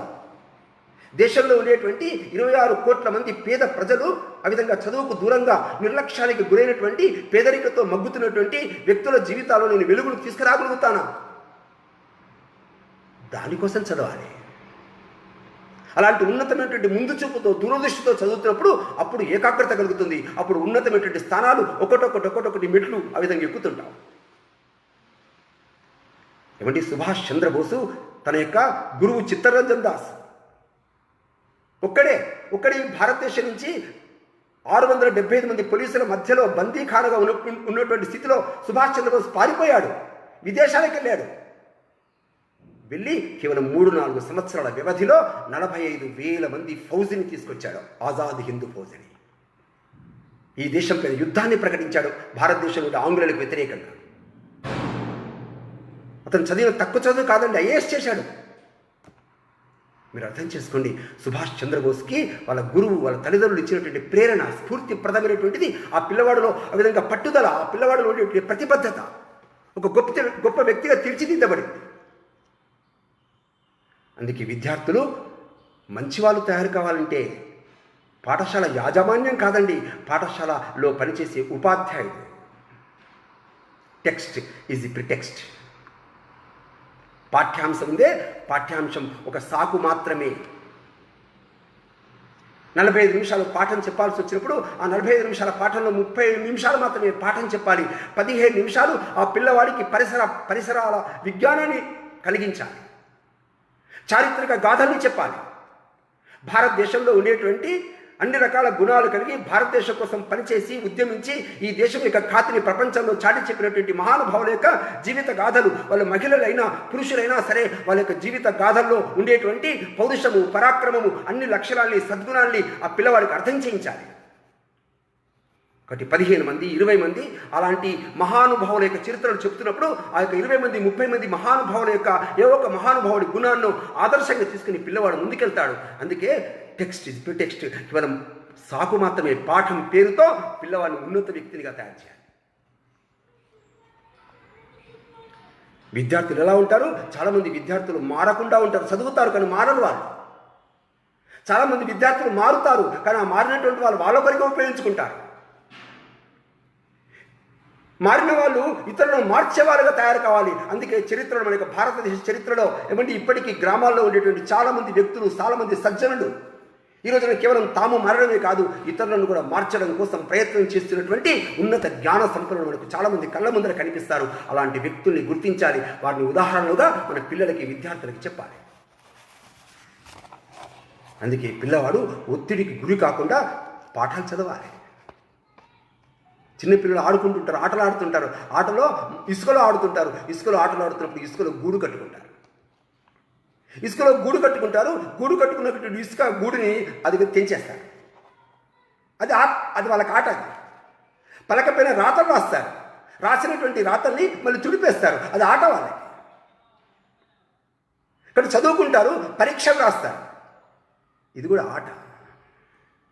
మీరు ఒత్తిడికి గురి చేశారనుకోండి పిల్లవాడిని, చదువు, వాడికంటే బాగా చదువు, వాడికంటే ఎక్కువ చదువు, నువ్వు చదువుకోకపోతే నీ జీవితం వ్యర్థమవుతుంది అనేటువంటి పద్ధతిలో అటు యాజమాన్యం, ఉపాధ్యాయులు, అలాగే తల్లిదండ్రులు కనుక ఆ పిల్లవాడిని అశాంతికి గురి చేసినట్టయితే ఆ పిల్లవాడు చదవకపోగా తప్పుడు మార్గాల్లో రకరకాల వ్యసనాలకు అలవాటు పడతాడు. ఒక రోడ్డు రోమియోలా తయారవుతాడు.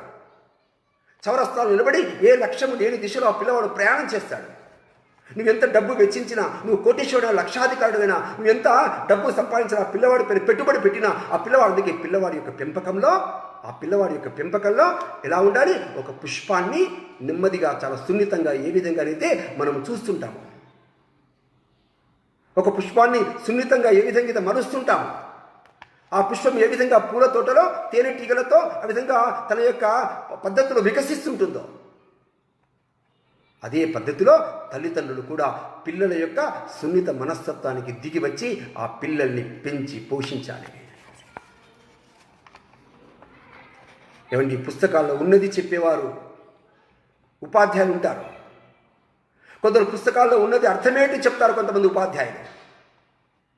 కొందరు ఉపాధ్యాయులు పుస్తకంలో ఉన్నది చెప్తూ, అర్థమేంటి చెప్తూ, దాని కారణంగా నైపుణ్యాన్ని అదనంగా ఎట్లా సంపాదించాలో చెప్పేవాళ్ళు ఉంటారు. ఇంకొంతమంది ఉత్తమ ఉపాధ్యాయులు ఉంటారు. ఏమిటా ఉత్తమ ఉపాధ్యాయం? నీ జీవితం యొక్క గమ్యం ఏమిటి, లక్ష్యం ఏమిటి, అసలు నువ్వెవరు, ఎందుకోసం వచ్చావు ఈ భూమి మీదకి అని చెప్పగలిగేటువంటి జీవిత లక్ష్యాన్ని చెప్పగలిగేటువంటి ఉపాధ్యాయులు ఉంటారు. అలాంటి ఉపాధ్యాయులుగా పిల్లలు ఆ విధంగా పెంపొందించబడాలి.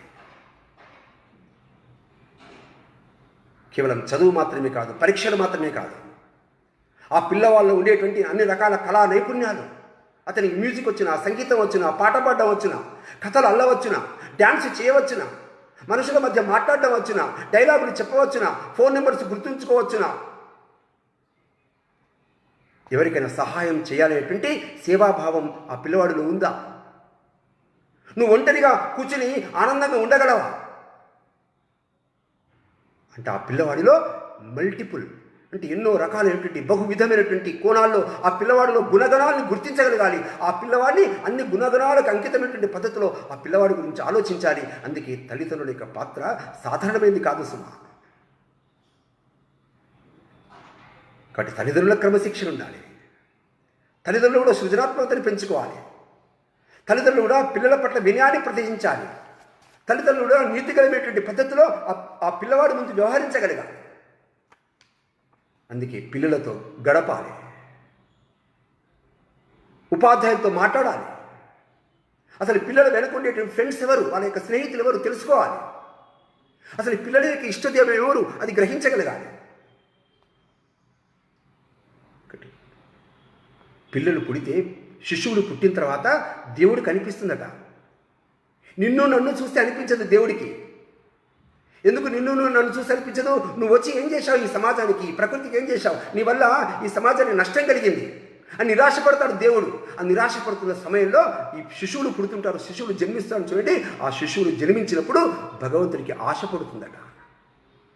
ఎక్కడో ఒక చోట ఈ ప్రకృతిని, ఎక్కడో చోట ఈ దేశాన్ని, ఎక్కడో చోట ఈ కుటుంబాన్ని, ఎక్కడో చోట మా సంస్కృతిని, విలువల్ని, ఆ విధంగా ధర్మాన్ని సంస్థాపించగలిగేటువంటి ఒక శిశువు పెరగకపోతాడా, ఆ శిశువు నిర్మాణం కాకపోతాడా అని చెప్పేసి ఆ విధంగా పుడుతున్న ప్రతి శిశువులో ఆనందాన్ని, ఆ విధంగా ఆత్మవిశ్వాసాన్ని, ఆ విధంగా ఒక ఆశతో దేవుడు కనిపిస్తాడని చెప్తుంటారు. అందుకే పిల్లలకి ఏం కనిపించాలి? పిల్లలకి తల్లి కనిపించిన, తండ్రి కనిపించిన, టీచర్ కనిపించిన, మిత్రులు కనిపించిన, ఆ పిల్లలు ఏం కోరుకుంటారండి? పిల్లలు మీ నుంచి ఆనందాన్ని కోరుకుంటారు, మీ నుంచి ప్రేమని కోరుకుంటారు, ఆప్యాయతని కోరుకుంటారు. మీరు మాతో 10 నిమిషాలు గడపండి, 20 నిమిషాలు గడపండి, మాతో ఆడుకోండి, మా కథలు చెప్పండి, సమయాన్ని కోరుకుంటారు.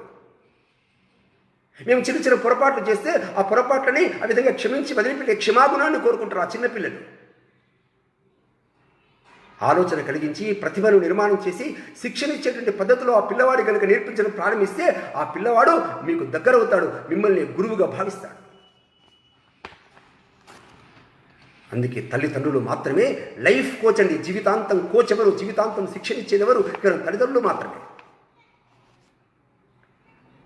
అందుకే సాధికారికంగా చెప్పొచ్చు ఏమిటిది? తల్లిదండ్రులు మాత్రమే పిల్లల యొక్క మనోభావాలు తెలుసుకొని ఆరోగ్యవంతులుగా నిర్మాణం చేయగలిగేటువంటి అర్హత కలిగినటువంటి వ్యక్తులు తల్లిదండ్రులు అంటే.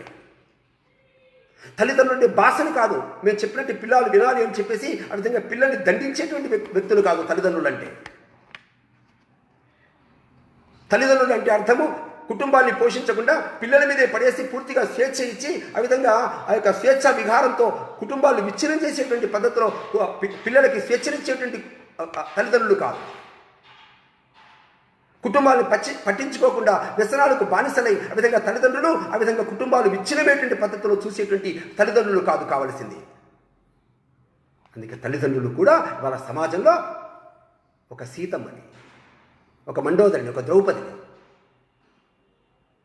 ఒక జిజాబాయిని, ఒక అబ్దుల్ కలాం యొక్క తల్లిని, ఒక స్వామి వివేకానంద యొక్క తల్లిని, వాళ్ళ యొక్క తండ్రుల్ని ఆ విధంగా తల్లిదండ్రులు ఈ విధంగా తమ పాత్రని తాము పోషించడం. తల్లిదండ్రులు ఎవరి కోసమండి? తల్లిదండ్రులు ఈ యొక్క సంపదని వాళ్ళకు ఉన్నటువంటి ఆస్తులను ఎవరి కోసం అంకితం చేశారు? కుటుంబం యొక్క సభ్యుల కోసం అంకితం చేశారు. అందుకే ఆ పిల్లల్లో కేవలం ఆస్తులు సంపదలు మాత్రమే కాదు, ఆ పిల్లల్ని ఉన్నతమైన వ్యక్తులుగా తీర్చిదిద్దడం కోసం ప్రయత్నం చేయాలి. అందుకే మన యొక్క పూర్వీకులు చెప్పినటువంటిది మామూలు విషయం కాదు. మాతృదేవో భవ, పితృదేవో భవ, ఆచార్య దేవో భవ, అతిథి దేవో భవ. దైవంగా చూడ్డం. ఎందుకు దైవత్వాన్ని ఆపాదించారండి? దైవత్వం అంటే ఏంటి? దైవత్వం అంటే పవిత్రత. దైవత్వం అంటే అపరిమితమైన విశ్వాసం. తల్లి పట్ల అపరిమితమైన విశ్వాసం, తండ్రి పట్ల విశ్వాసం, గురువు పట్ల విశ్వాసం, అతిథుల పట్ల విశ్వాసం. ఆ విశ్వాసం విద్యార్థిని ముందుకు నడిపిస్తుంది. ఒక విద్యార్థికి తల్లి, తండ్రి, గురువు ఆ విధంగా కనిపించే ప్రతి వ్యక్తి సందేహం కనిపిస్తే, భయంతో కనిపిస్తే, మనవాడు కాదని చెప్పేసేటువంటి శంకలతో, సందేహాలతో ఆ పిల్లవాడు ప్రతి వ్యక్తిని సందేహిస్తుంటే విశ్వాసాన్ని కోల్పోయి ఇన్ఫీరియారిటీ కాంప్లెక్స్, ఆత్మన్యూనతకు గురవుతాడు పిల్లవాడు. అందుకే తల్లి, తండ్రి, గురువు వాటితో పాటు చుట్టూతో ఉండేటువంటి సమాజంలో ఉండే వ్యక్తులు ఆ పిల్లవాడిని దైవీకృతంగా ఒక పవిత్ర భావనతో ఆ విధంగా చూస్తున్నటువంటి ఆ పిల్లవాడికి విశ్వాసాన్ని కలిగించి ముందుకు నడిపించాల్సిన అవసరం ఉంది. హిరణ్యకశిపుడు ఎవరి భక్తుడు? హిరణ్యకశిపుడు శివభక్తుడు. ప్రహ్లాదుడు ఎవరి భక్తుడు? ప్రహ్లాదుడు విష్ణు భక్తుడు. వీళ్ళిద్దరి మధ్య గొడవ ఏంటంటే తండ్రి ఏమంటున్నాడు? అరే, నువ్వు చేసే కోర్సు సరిగ్గా లేదురా, నువ్వు ఆ విష్ణు భక్తి అనే కోర్సు మానేసి శివభక్తి కోర్సు నేర్చుకోరా అంటున్నాడు. ఇది గొడవ. కానీ ప్రహ్లాదునికి విష్ణు భక్తి కోర్సు అంటే ఇష్టం. అందుకే తండ్రి ఏం చేయాల్సి ఉండే? తండ్రి పిల్లల యొక్క హృదయాన్ని అర్థం చేసుకోవాల్సి ఉండే. అర్థం చేసుకోని కారణంగా ఆ యొక్క పిల్లవాడి సమక్షంలో తండ్రి రాక్షసుడిగా వ్యవహరించాడు. అందుకే తల్లిదండ్రులు పొరుగు వాళ్ళతో మాట్లాడుతున్నప్పుడు, తల్లిదండ్రులు పరస్పరం భార్యాభర్తలు మాట్లాడుకుంటున్నప్పుడు వచ్చేటువంటి తిట్టు పదాలు, వచ్చేటువంటి దూషణలు ఇవన్నీ చిన్నపిల్లవాడు గ్రహిస్తాడు. కాబట్టి ఆ పిల్లవాడు ఒకవేళ తల్లిదండ్రుల ప్రేమని కనుక కోల్పోతే, తల్లిదండ్రులు ప్రేమకి, తల్లిదండ్రుల యొక్క ఆత్మీయతకి పిల్లవాడు కనుక దూరం అవుతే ఆ పిల్లవాడు బయట ప్రేమ వలలో పడిపోతాడు. ప్రేమ వలలో పడిపోయిన తర్వాత చదువుకోవాల్సిన సమయంలో ఏకాగ్రతతో లక్ష్యాన్ని చేరుకోవాల్సిన సమయంలో ఆ పిల్లవాడు ప్రేమ వలలో పడిన తర్వాత మీరు ఏమి చేయలేరండి. మీరు చెప్పే ఎన్ని మంచి మాటలు కూడా ఆ పిల్లవాడు చెవికి ఎక్కవు. అందుకోసమే ముందే పిల్లల్ని వివేకంతో నడపడం నేర్పాల్సినటువంటి సమయం ఇది.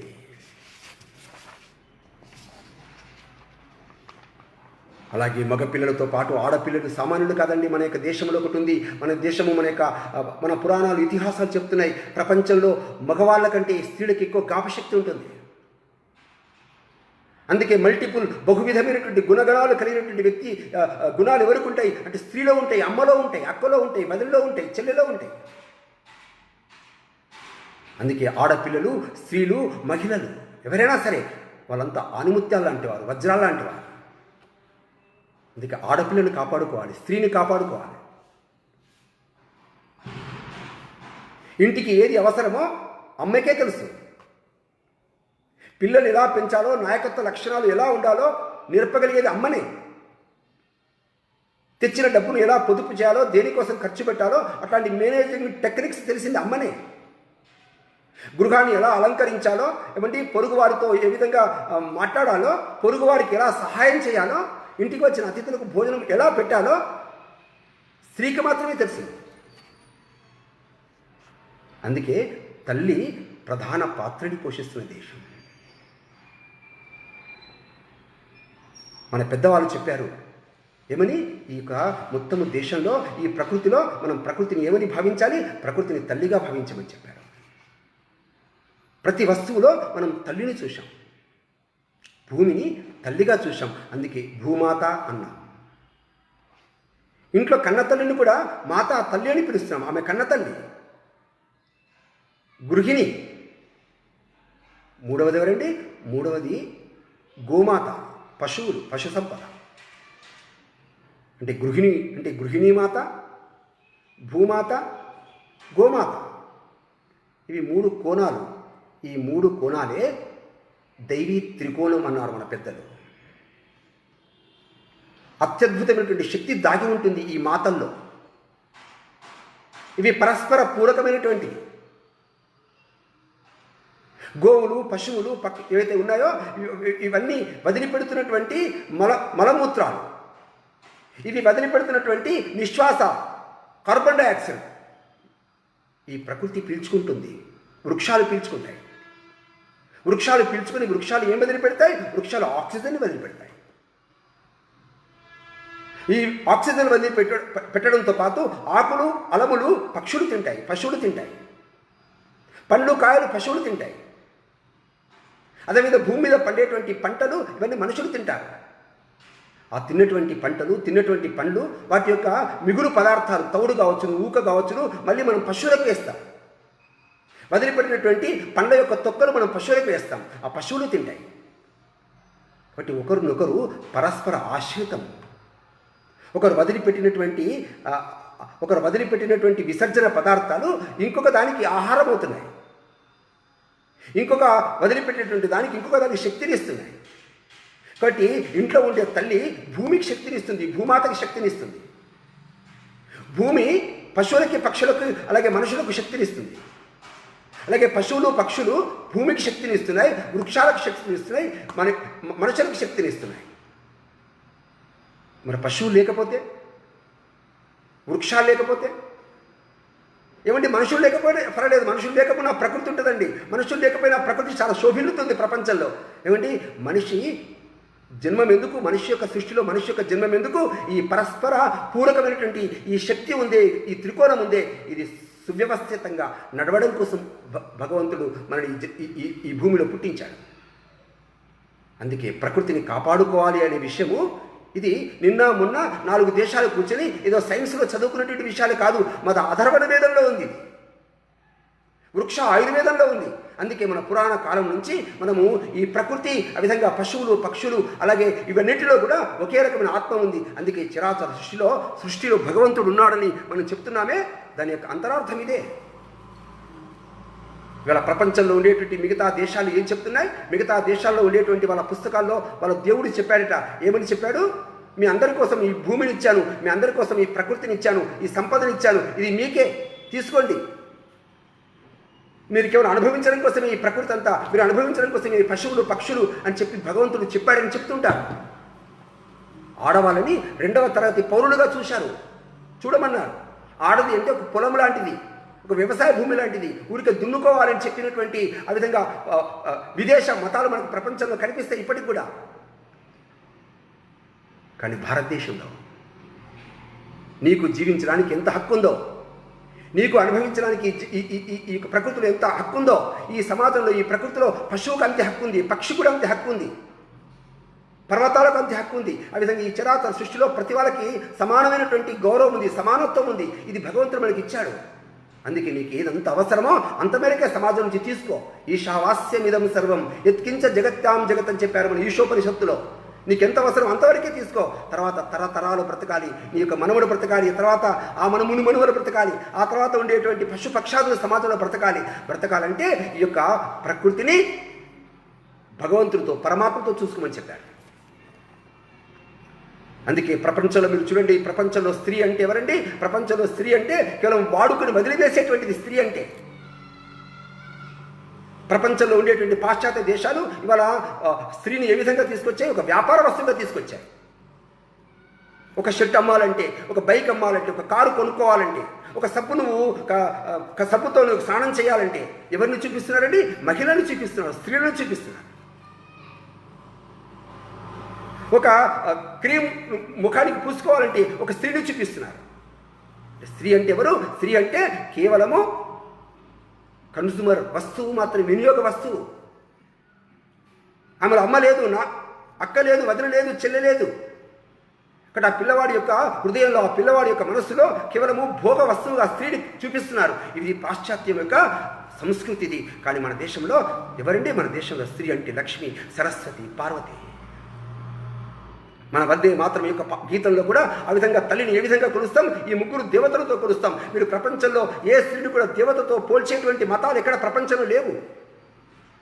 మన దేశంలో మనం స్త్రీని కన్యాపూజ చేస్తాం, స్త్రీకి సుమంగళి పూజ చేస్తాం. మనం ఏమండి పురుషుణ్ణి పూజిస్తాం, కానీ ఎప్పుడు పురుషుడి పక్కన భార్య ఉంటే ఇద్దరిని కలిసి సమానం చేస్తాం, ఇద్దరిని కలిసి పూజలో కూర్చోబెడతాం. ఎప్పుడైతే స్త్రీ పక్కన లేదనుకోండి, పురుషుడికి స్థానం లేదు, పురుషుడికి ప్రాధాన్యత లేదు. అందుకే ఈ దేశంలో ఎవరు హీరోయిన్లు అండి, ఎవరు ఈ దేశంలో నాయకత్వ లక్షణాలు కలిగి మహిళలకి ఉన్నతమైన స్థానం ఇచ్చినటువంటి వ్యక్తులు ఎవరండి? ద్రౌపది, సీత, సావిత్రి, మండోదరి, సోదరి నివేదిత, మేడం కామ, శారదా మాత, ఝాన్సీ లక్ష్మి. నవీనమైనటువంటి ఆధునిక యుగంలో ఎంతోమంది శాస్త్రవేత్తలు, ఎంతోమంది పారిశ్రామికవేత్తలు ఏమండి పురుషులతో సహా సమాన భాగం కలిగినటువంటి అర్ధనారీశ్వర తత్వాన్ని కలిగినటువంటి అయితే ఆ విధంగా ఆది దంపతులుగా పిలుస్తున్నటువంటి లక్ష్మీ పార్వతి పరమేశ్వరులను మనం చూపిస్తుంటే ఉదాహరణగా ప్రపంచంలో. అందుకోసమే ఈ దేశంలో మహిళ అంటే నేను గృహిణిని అని ఆత్మన్యూనతతో చెప్పాల్సిన అక్కర్లా. ఒకటి గృహిణి అంటే అర్థం కేవలం గృహిణి అంటే ఇంటి వరకే పరిమితం అనుకోవచ్చు సుమా. ఆ గృహిణి ఎవరిని తయారు చేసింది? గృహిణి శివాజీని తయారు చేసింది, గృహిణి వివేకానందని తయారు చేసింది, గృహిణి రామకృష్ణ పరమహంసను ముందు నిలిపింది, మంచి భర్తను తయారు చేసింది, మంచి సంతానాన్ని రూపొందించింది. ప్రపంచంలో నిజమైన దయ ఇక్కడ చూడదలుచుకుంటే, ప్రపంచంలో నిజమైనటువంటి సానుభూతి, నిష్కర్మమైన ప్రేమ ఇక్కడ చూడదలుచుకుంటే అది మహిళలో చూడగలుగుతాం. అందుకే మహిళలు సామాజికమైనటువంటి పద్ధతిలో, సహజమైన పద్ధతిలో ఒక నిష్కర్మమైన సానుభూతి, దయలకి ప్రతీకగా, గుణవంతులుగా మనకి సమాజంలో కనిపిస్తారు. అలా భగవంతుడు స్త్రీలకు మాత్రమే అందించాడు. అందుకే స్త్రీ అబల కాదు సుమా, స్త్రీ బలహీనత కాదు సుమా. సహనము, ధైర్యము మగవాళ్ళ కంటే ఎక్కువ ఉండగలుగుతుంది. కాబట్టి ఆమెకు స్వేచ్ఛనిచ్చి, సమానత్వాన్నిచ్చి, అందరితో పాటు సమానంగా చూడగలిగేటువంటి వ్యవస్థని రూపొందించి, పాశ్చాత్యుల యొక్క సంస్కృతిని బట్టి కొట్టి అనుకరించిన కారణంగా ఇవాళ కుటుంబాలు విచ్ఛిన్నమవుతున్నాయి. మన యొక్క ఇళ్లలో ఉండేటువంటి రకరకాలైనటువంటి ఈ యొక్క సినిమాలు కావచ్చును, టీవీలు కావచ్చును, సీరియల్స్ కావచ్చును, వీటిల్లో స్త్రీని ఆ విధంగా చాలా తక్కువగా ఒక విలనుగా, సమాజాన్ని దూషించేటువంటి వ్యక్తిగా చూపించేటువంటి పద్ధతిలో స్త్రీని ఆదిశక్తి కాదు ఒక అబలగా సమాజంలో చూపించేటువంటి ప్రయత్నాలు చేస్తున్నారు. అందుకోసమే ఇవాళ స్త్రీకి, మహిళకి సాధికారత అంటే అర్థము మగవాళ్ళను అనుకరించడం కాదు. సాధికారత అంటే, సాధికారత అంటే అర్థము మగవాళ్ళు తిరుగుతున్నట్టుగా దేశమంతా తిరిగి రావడం కాదు. సాధికారిత అంటే ఇల్లు వదిలిపెట్టి, కుటుంబాన్ని వదిలిపెట్టి, పిల్లల్ని పెంచడం వదిలిపెట్టి కేవలం వ్యక్తిగతమైనటువంటి కోరిక, స్వార్థాలతో బయట తిరగడం కాదు సాధికారత అంటే. సాధికారత అంటే భారతీయ సంస్కృతిలో సాధికారత అంటే కేవలము నేను, నా కుటుంబము, నా సమాజము, నా యొక్క దేశము ఇవన్నీ కూడా ఉన్నతంగా విలసిల్లాలి, వికసించాలన్నప్పుడు భారతదేశంలో ప్రధాన పాత్ర కుటుంబం పోషిస్తుంది. ఇవాళ ప్రపంచ దేశాల్లో చాలామంది స్త్రీలు ఉద్యోగాలు చేస్తున్నారు. ప్రపంచంలో చాలామంది స్త్రీలు వ్యాపారవేత్తలయ్యారు. ప్రపంచంలో స్త్రీలు చాలామంది శాస్త్రవేత్తలయ్యారు. ప్రపంచంలో స్త్రీలు చాలామంది మేధస్సు కలిగి ఉన్నారు. కానీ గుర్తుపెట్టుకోండి, ప్రపంచంలో మేధస్సులైన చోట, వ్యాపారులున్న చోట, విద్యావంతులైన చోట ఇంకొక పక్కన భర్తకి దూరంగా, పిల్లలకి దూరంగా, కుటుంబాలకు దూరంగా, కేవలం ప్రశాంతత లేనటువంటి పద్ధతిలో కేవలం సంపదల్ని, ఆస్తుల్ని మాత్రమే చూసుకుని చనిపోతూ అవన్నీ కూడా ఏదో స్వచ్ఛంద సంస్థకి చివరికి దానం చేసి చచ్చిపోతున్నారు చాలామంది. మీరు అర్థం చేసుకోండి, కేవలము మన యొక్క విలువైనటువంటి ఆస్తులు, సంపదలు, ఉద్యోగాలు ఇవి మాత్రమే కాదు సుమా. నాతో పాటు నా భార్య, నాతో పాటు నా భర్త, నాతో పాటు నా పిల్లలు, నా కుటుంబం ఈ సమాజానికి, దేశానికి పరస్పర ఆశ్రితంగా ప్రపంచంలో వెలుగొందాలి. బట్ నేను అంటే ఇక్కడ వ్యక్తిగతం కాదు, ఇండివిజువల్ రైట్స్ కాదు, ఆ యొక్క పరస్పర బాధ్యతతో కూడినటువంటి ఒక ప్రపంచంగా నా కుటుంబం ఆ విధంగా ప్రపంచానికి మార్గదర్శనం చేసింది. అందుకే తల్లి ప్రధాన పాత్రని పోషిస్తుంది. తల్లి కుటుంబంలో ప్రతి వ్యక్తిని కీర్తిని గడించేటువంటి పద్ధతిలో పోషిస్తుంది. భర్తలకి సంపదనిస్తుంది తల్లి. మాటతో కుటుంబ సభ్యుల యొక్క హృదయాన్ని గెలుచుకుంటుంది తల్లి. జ్ఞాపక శక్తితో అన్ని పనులు చక్కబెడుతుంది తల్లి. మేధస్సుతో అందరి బాధల్ని అర్థం చేసుకుంటుంది తల్లి. ఓర్పుతో కుటుంబంలో వచ్చేటువంటి సమస్యలన్నీ కూడా గ్రహించి గాంభీర్యంతో నడుస్తుంది తల్లి. కుటుంబ సభ్యులు ఎవరైనా తప్పు చేస్తే, పొరపాటు చేస్తే క్షమించి వదిలిపెడుతుంది, క్షమాగుణం ఉంటుంది తల్లిది. కాబట్టి తల్లి ప్రధాన పాత్ర పోషించేటువంటి ఈ దేశంలో, ఈ కుటుంబంలో ఇవన్నీ పరస్పర ఆశీర్వాదం. ఇక్కడ చిన్నపిల్లల హక్కులు, ఆడవాళ్ళ హక్కులు, మగవాళ్ళ హక్కులు, పశువుల హక్కులు, పక్షుల హక్కులు ఇట్లా వేరు లేవండి.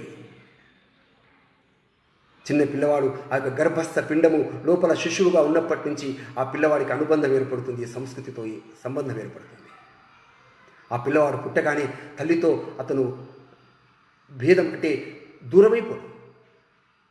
ఆ తల్లితో సత్సంబంధాలు పెట్టుకుంటాడు, కుటుంబంతో సత్సంబంధాలు పెట్టుకుంటాడు. ఆ తర్వాత గురువుతో సంబంధం ఏర్పడుతుంది, ఆ తర్వాత సమాజంతో సంబంధం ఏర్పడుతుంది. ముందు తల్లిని నమ్ముతాడు, తర్వాత తండ్రిని నమ్ముతాడు, తర్వాత పరిసరంలో ఉండే వ్యక్తులు నమ్ముతాడు, ఆ తర్వాత చుట్టూతో ఉండేటువంటి సమాజంలో ఉండే వ్యక్తుల పట్ల ఆ రకమైనటువంటి పద్ధతులు నమ్మకం, విశ్వాసం ఏర్పడుతుంది. అలాంటి విద్యార్థులు మంచి వాళ్ళైతే మంచి పౌరులుగా సమాజంలో అర్హత లభిస్తుంది. ఇవాళ చాలా చోట్ల పిల్లలు అర్హత లేని వాళ్ళుగా, దేశాన్ని తిట్టేవాళ్ళుగా, ప్రజల్ని ప్రేమించని వారిగా, విధ్వంసాలు సృష్టించేవారిగా, వ్యసనాలకి లోబడిపోయేవాళ్ళుగా, స్వార్థపరులుగా, ధనాశకల వారుగా, రోడ్లో రోమియోలుగా, తల్లిదండ్రులు పట్టించుకొని వాళ్ళుగా, వృద్ధులందరినీ పట్టించుకోకుండా వృద్ధాశ్రమంలో చేర్పించేటువంటి వాళ్ళుగా ఎందుకు తయారవుతున్నారండి? వీళ్ళు విద్య నేర్చుకున్నారు, పుస్తకాలు బట్టి కొట్టారు, విలువలు నేర్చుకోలేదు, సంస్కృతి నేర్చుకోలేదు. ఇక్కడ ర్యాంకులు నేర్చుకున్నారు, ఉన్నతమైనటువంటి సాఫ్ట్వేర్ ఉద్యోగాలు నేర్చుకున్నారు, ఉన్నతమైనటువంటి విద్యార్హతలు గడించారు. కానీ తన కుటుంబాన్ని, తన చుట్టూతో ఉండేటువంటి తన యొక్క మిత్రుల్ని, బంధువుల్ని ఏ విధంగా చూడాలో నేర్చుకోలేదు. ఒకటి దేశం అంటే ఏమిటండి? దేశం అంటే మంచి వ్యక్తుల యొక్క సమూహం. దేశం అంటే మంచి వ్యక్తులు స్కూళ్ళలో విద్యార్థులు తయారవుతుంటే, ఇళ్లలో విద్యార్థులు మంచి వ్యక్తులు తయారవుతుంటే ఈ సమాజము, ఈ దేశం యొక్క భవితవ్యం నిర్దేశించబడుతుంది. తల్లిదండ్రులు పట్టించుకోకపోతే, ఉపాధ్యాయులు పట్టించుకోకపోతే ఆ పిల్లలు అవినీతి వ్యాపారులైతే, కపటం వంచన చేసే న్యాయవాదులైతే, మోసం చేసేటువంటి పనిచేయని ప్రభుత్వ ఉద్యోగులైతే, చదువులు సరిగ్గా చెప్పని ఉపాధ్యాయులైతే, విద్యను సృష్టించేటువంటి ఆ విధంగా సంఘాల నాయకులైతే, ఈ సమాజంలో మనము ఏ రంగాల్లో వీళ్ళందరూ కోరుకుంటున్నామో, మంచి వ్యక్తులను కోరుకుంటున్నామో, దృఢ సంకల్పం కలిగి ఆయా రంగాల యొక్క అభివృద్ధిని కోరుకుంటున్నామో, తల్లిదండ్రులు ఉపాధ్యాయులు పట్టించుకోకపోతే ఆ పిల్లలు అన్ని రంగాల్లోకి వెళ్ళి ఆ రంగాలన్నీ విధ్వంసం చేస్తారు, విచ్ఛిన్నం చేస్తారు. దేశం ప్రమాదంలో పడుతుంది సుమా. అందుకే మంచి వ్యక్తులు సమూహాన్ని తయారు చేయడం ఉంటే ఆ మంచి వ్యక్తుల నిర్మాణం ఎక్కడ తయారవుతుంది? కుటుంబంలో తయారవుతుంది, తల్లిదండ్రులతో తయారవుతుంది, ఉపాధ్యాయులతో తయారవుతుంది. ఒకటి దేశం అంటే మనుషులు అన్నారు గురజాడ. ప్రతి పౌరుడు సమర్థుడిగా తయారైతే అప్పుడు దేశం అద్భుత ప్రగతి సాధిస్తుంది. అందుకే కుటుంబం, సమాజం, ప్రకృతి, పర్యావరణం, సైనికులు, రైతులు, నా దేశంలో ఉండేటువంటి పరిశ్రమలు, చిన్న పరిశ్రమలు, సూక్ష్మ పరిశ్రమలు, గృహ పరిశ్రమలు, ఆ పరిశ్రమలు నడిపించేటువంటి కోట్లాది మంది ప్రజలు. ఒకటి నా దేశాన్ని నేను రక్షించుకోవాలి. నాకు హక్కుల కంటే బాధ్యతలు ఎక్కువ ఉన్నాయి. నా బాధ్యత సమాజంలో చాలా ఎక్కువ ఉంది. ఒక విద్యార్థిగా నేను పాఠశాల పట్ల, విద్యా సంస్థ పట్ల నాకు బాధ్యత ఏముంది? తల్లి పట్ల నాకు బాధ్యత ఏముంది? తండ్రి పట్ల నాకు బాధ్యత ఏముంది? ఈ సమాజం పట్ల నాకు బాధ్యత ఏముంది? ప్రభుత్వాల పట్ల నా బాధ్యత ఏముంది? ఒకటి బాధ్యతలు ఎప్పుడైతే అడగడం ప్రారంభిస్తాడో, బాధ్యతలు ఎప్పుడైతే తను అవలోకనం చేసుకోవడం ప్రారంభిస్తాడో అప్పుడు హక్కులు ఏర్పడతాయి. ఎప్పుడైతే బాధ్యతతో వ్యవహరించినప్పుడు అప్పుడు హక్కు ఏర్పడుతుంది, ఇతరులకు హక్కు ఏర్పడుతుంది. అందుకోసమే బాధ్యతతో వ్యవహరించేటువంటి పద్ధతిలో మన భారతీయ సంస్కృతి, భారతీయ ధర్మం మన సమాజంలో చెప్పింది. అందుకే మిత్రులారా, ఒకటి ప్రపంచంలోనే 10,000 మంది విదేశీ విద్యార్థులందరికీ జ్ఞానభిక్షను ప్రసాదించినటువంటి తక్షశిల విశ్వవిద్యాలయం నెలకొన్నటువంటి దేశం ఈ దేశం. ఆర్య చాణక్యుడు లాంటి ఒక వ్యక్తి అడవులో బ్రతుకుతున్నటువంటి ఒక సాధారణ గృహంలో నుంచి ఒక పిల్లవాడిని తీసుకొచ్చి ఆ పిల్లవాడిని ఒక చంద్రగుప్త సామ్రాజ్యాధినేతగా నిర్మాణం చేశాడు. తను పూరి గుడిసెలో జీవించాడు. అలాంటి వ్యక్తి తక్షశిలలో 10,000 మంది విద్యార్థులకి విద్యార్జన చేయించాడు. ప్రపంచంలో ఉండేటువంటి మంచి ఎక్కడున్నా ఆ మంచిని గ్రహించమని చెప్పగలిగేటువంటి పద్ధతిలో ప్రపంచంలో ఉండేటువంటి ప్రపంచంలో ఉండే విజ్ఞానాన్నింటినీ కూడా రూపొందించినటువంటి పుస్తకాలు సుమారుగా వేలాది లక్షలాది పుస్తకాలతో కూడినటువంటి నలంద విశ్వవిద్యాలయం భారతదేశంలో ఉండింది. ఆనో భద్రః క్రతవో యంతు విశ్వతః. ప్రపంచంలో మనం మిగతా దేశాన్ని వ్యతిరేకించట్లేదు, మిగతా భాషల్ని మిగతా జ్ఞానాన్ని మనం ద్వేషించడం లేదు. ప్రపంచంలో ఎక్కడ మంచి ఉన్నా స్వీకరించాలి. కానీ స్వీకరించిన తర్వాత ఆ మంచిని గ్రహించి మన దేశం యొక్క అనుగుణంగా వ్యవహరించాలి. మిత్రులందా, మీ అందరికీ గుర్తుంటుంది మిత్రులారా, రావణాసురుని వధించిన తర్వాత లక్ష్మణుడు లంకలో ఉన్నప్పుడు రాముడితో ఏమన్నాడు? అన్నయ్య, ఈ లంక ఎంత బాగుంది, ఇక్కడ ఎన్ని ఆస్తులు ఉన్నాయో, ఇది గెలిచింది మనమే, ఈ ఆస్తి పైన మనకే హక్కు ఉంది, అధికారం ఉంది, ఈ స్వర్ణమయ లంకలో ఉండిపోదాం, ఆ యొక్క మట్టి గోడలతో ఉండేటువంటి ఆ యొక్క అయోధ్యకు ఎందుకు అన్నాడు. రాముడు చెప్పాడు, 2 విషయాలు చెప్పాడు రాముడు. జనని జన్మభూమిశ్చ స్వర్గాదపి గరీయసి. ఏమండి, కన్న తల్లి జన్మభూమి, వీటికంటే మించినటువంటి స్వర్గము లేదు. ఇది ఒకటి. రెండవది ఏం చెప్పాడు తెలుసిన? రెండవది ఏం చెప్పాడంటే, లక్ష్మణ, మనం ఉన్నది ఎవరిది? మనం ఉన్నది రాక్షస రాజ్యం. ఇది భారత రాజ్యం కాదు, భారతదేశం కాదు. ఈ యొక్క రాక్షస రాజ్యంలో అలవాట్లు వేరు, వీళ్ళ యొక్క జీవన శైలి వేరు, వీళ్ళు ఉండేటువంటి కుటుంబ పద్ధతి వేరు, వీళ్ళు సంపాదించే విధానం వేరు, వీళ్ళు తినేటువంటి ఆహార నియమాలు వేరు. నువ్వు ఇక్కడ ఉండలేవు. కేవలము పైపైన బంగారు, పైపైన సొబగులు చూసి ఈ యొక్క గ్రామంలో, ఈ దేశంలో ఉండాలని కోరుకోకు. నాది ఏ దేశంలో మా యొక్క పితరులు, నా పెద్దవాళ్ళు, నా పూర్వీకులు ఏ యొక్క సంస్కృతి విలువలు నాకు అందించారో ఆ విలువలు అందించినటువంటి ఆ స్వధర్మం ఉంది. ఆ స్వధర్మాన్ని మించినటువంటిది ఇంకోటి లేదు. బట్ పరధర్మో భయావహ స్వధర్మో నిధనం శ్రేయ అని ఆ విధంగా భారతంలో కృష్ణుడు చెప్పాడే, అదే పద్ధతిలో కృష్ణుడు చెప్పిన, రాముడు చెప్పిన మన యొక్క దేశంలో ఉండేటువంటి పద్ధతిలో మన యొక్క దేశం యొక్క స్వధర్మాన్ని, సంస్కృతిని రక్షించుకోవాలి. సరిహద్దుల్లో ఉండేటువంటి మన యొక్క సైనికులు ఒకరు కాదు, ఇద్దరు కాదు, 10 లక్షల మంది మన యొక్క తల్లుల పిల్లలే, మన భారతీయుల పిల్లలే సరిహద్దుల్లో జీవిస్తున్నారు. అనుక్షణం అక్కడ నిలబడి వస్తున్నటువంటి అఘాయిత్యాలు స్వాధీనం చేసుకోవడం కోసం ప్రయత్నం చేస్తున్నటువంటి శత్రు మూకలకి నిలబడి ఎదురొడ్డి నిలుస్తున్నారు. ఆ చీకట్లో ఆక్సిజన్ లేనటువంటి చోట సియాచిన్ ప్రాంతంలో ఆ విధంగా నిలబడుతున్నటువంటి లక్షలాది మంది సైనికులు ఉన్నారు. చైనా ఒక్కొక్క అడుగు లోపలికి చొచ్చుకొస్తుంది. భారతదేశాన్ని ఆక్రమించడానికి ప్రయత్నం చేస్తుంది. ఇప్పటికే 1962లో భారతదేశాన్ని ఆ విధంగా ఓడించి 38,000 చదరపు కిలోమీటర్ల భూభాగాన్ని ఆక్రమించింది. ఏమండి, ఒకవేళ చైనా ఆక్రమిస్తే ఈ దేశం ఏం కావాలి? అంటే ఒక పక్కన సైనికులు ఈ దేశాన్ని సరిహద్దులు కాపాడుతుంటే, ఇంకొక పక్కన దృఢ సంకల్పం కలిగినటువంటి మన ప్రధానమంత్రి ఆ విధంగా ఆ గద్దెలో అధికారంలో నిలబడి ఆ విధంగా ప్రజలకి మార్గదర్శనం చేస్తుంటే, ఇంకొక పక్కన మన యొక్క భారతీయ ప్రజలందరూ కూడా కేవలం ప్రభుత్వాన్ని, పార్టీని తిట్టడం కాదు సుమా, నా యొక్క కర్తవ్యం ఏమిటిని ఆలోచించి నేను చేసేటువంటి ప్రతి పని, నేను ఉపయోగించేటువంటి ప్రతి పైసా దేశానికి ఉపయోగపడాలి. అందుకే భారతదేశానికి వస్తున్నటువంటి చైనా వస్తువులు ఉన్నాయే, ఆ చైనా వస్తువులు నేను కొంటే ఏమవుతుంది? నువ్వు చైనా వస్తువులు, అది మాంజా కొను, లేకపోతే కారు కొను, ఆట బొమ్మ కొను, నువ్వు ఇంకేదో సెల్ ఫోన్ కొను, ఇంకేదైనా కొను, ఆ కొన్నటువంటి వస్తువు యొక్క డబ్బు ఎక్కడికి పోతుంది? చైనాకు పోతుంది. చైనా కనుక ఈ దేశంలోని 130 కోట్ల మంది ప్రజల యొక్క డబ్బును చైనా తీసుకుంటే అదే డబ్బుతో ఆయుధాలు కొంటుంది, అదే డబ్బుతో సైనిక శక్తిని మోహరిస్తుంది, అదే డబ్బుతో ఆ విధంగా భారతదేశం పైన ఆ విధంగా ఆక్రమణ చేసేటువంటి సైనిక శక్తిని అది సంపాదించుకుంటుంది. చూసారా, మీరు వ్యక్తిగతంగా మీ యొక్క క్రీముల కోసం, వ్యక్తిగతంగా మీ సౌందర్య సాధనాల కోసం, వ్యక్తిగతమైనటువంటి మీ యొక్క సౌకర్యాల కోసం తక్కువ ధర ఉంది కదా అని చెప్పేసి మీరు కొంటున్నటువంటి ప్రతి పైసా మీ దేశానికి ఆఘాతంగా, విఘాతంగా, మీ యొక్క దేశం పైన ఆ విధంగా ఒక దాడిగా ఇవాళ సమాజంలో మార్పు చెందుతుంది. అందుకోసమే సరిహద్దులో సైనికుడి వలనే నేను కూడా ఒక భారతీయుడిలాగా, నేను ఎట్లా చదువుకుంటున్నాను, నేను ఎట్లా విద్య నేర్చుకుంటాను, ఎట్లా కుటుంబాన్ని నడుపుతున్నాను, అదే మాదిరిగా నా దేశాన్ని నేను లోపల ఉండి ఒక పౌరుడిగా ఉండి నా దేశాన్ని కాపాడుకుంటాను అనేటువంటి పద్ధతిలో ఆ విధంగా క్రమశిక్షణ, స్వీయ క్రమశిక్షణతో, సంకల్ప బలంతో మనం ఉండాల్సిన అవసరం ఉంది.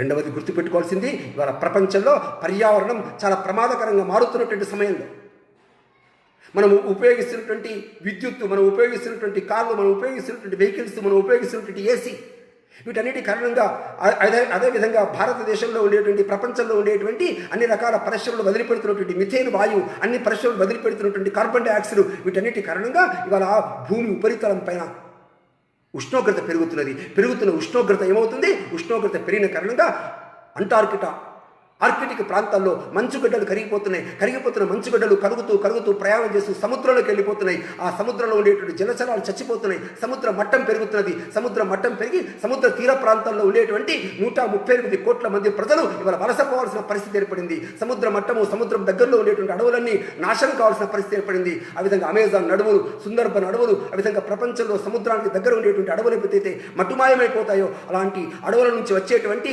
వృక్షాల నుంచి వచ్చేటువంటి ఆక్సిజన్ దొరకని పరిస్థితి ఏర్పడుతుంది. ఆ విధంగా దేశంలో చరాచర సృష్టి ప్రమాదానికి గురవుతుంది.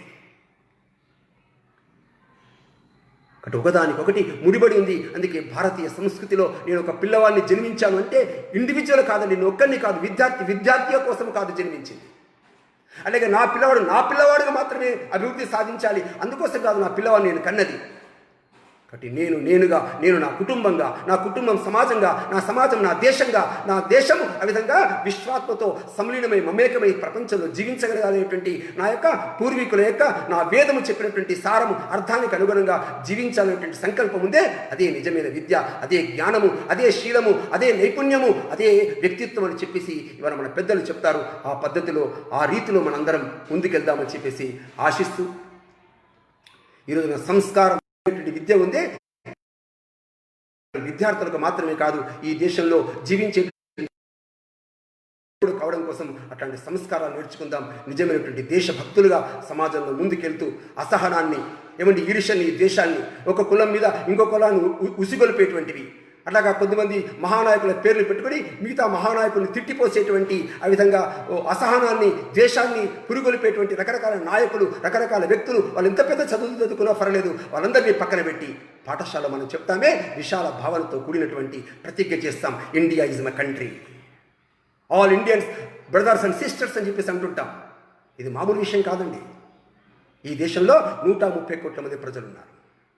5,000 కులాలు ఉన్నాయి. 10కి పైగా మతాలు ఉన్నాయి. అటు ఈశాన్య రాష్ట్రాల్లో కొండల్లో, పర్వతాల్లో జీవించే వాళ్ళు ఉన్నారు. ఇంకో చోట విశాల మైదానంలో జీవించే వాళ్ళు ఉన్నారు. కొంతమంది తీర ప్రాంతాల్లో జీవించే వాళ్ళు ఉన్నారు. 380కి పైగా భాషలు మాట్లాడేటువంటి వాళ్ళు ఉన్నారు.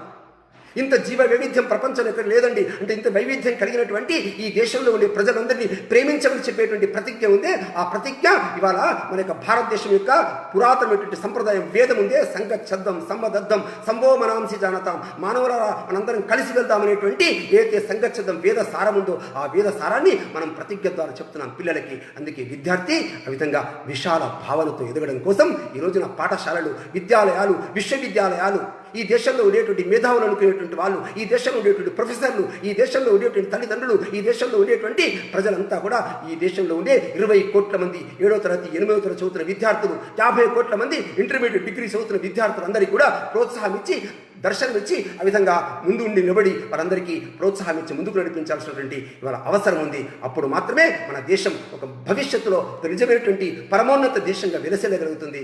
అటువంటి దిశలో మనం అందరం నడుద్దామని చెప్పేసి నేను ఇంతటితో నా ఉపన్యాసం ముగిస్తున్నాను. జై భారత్.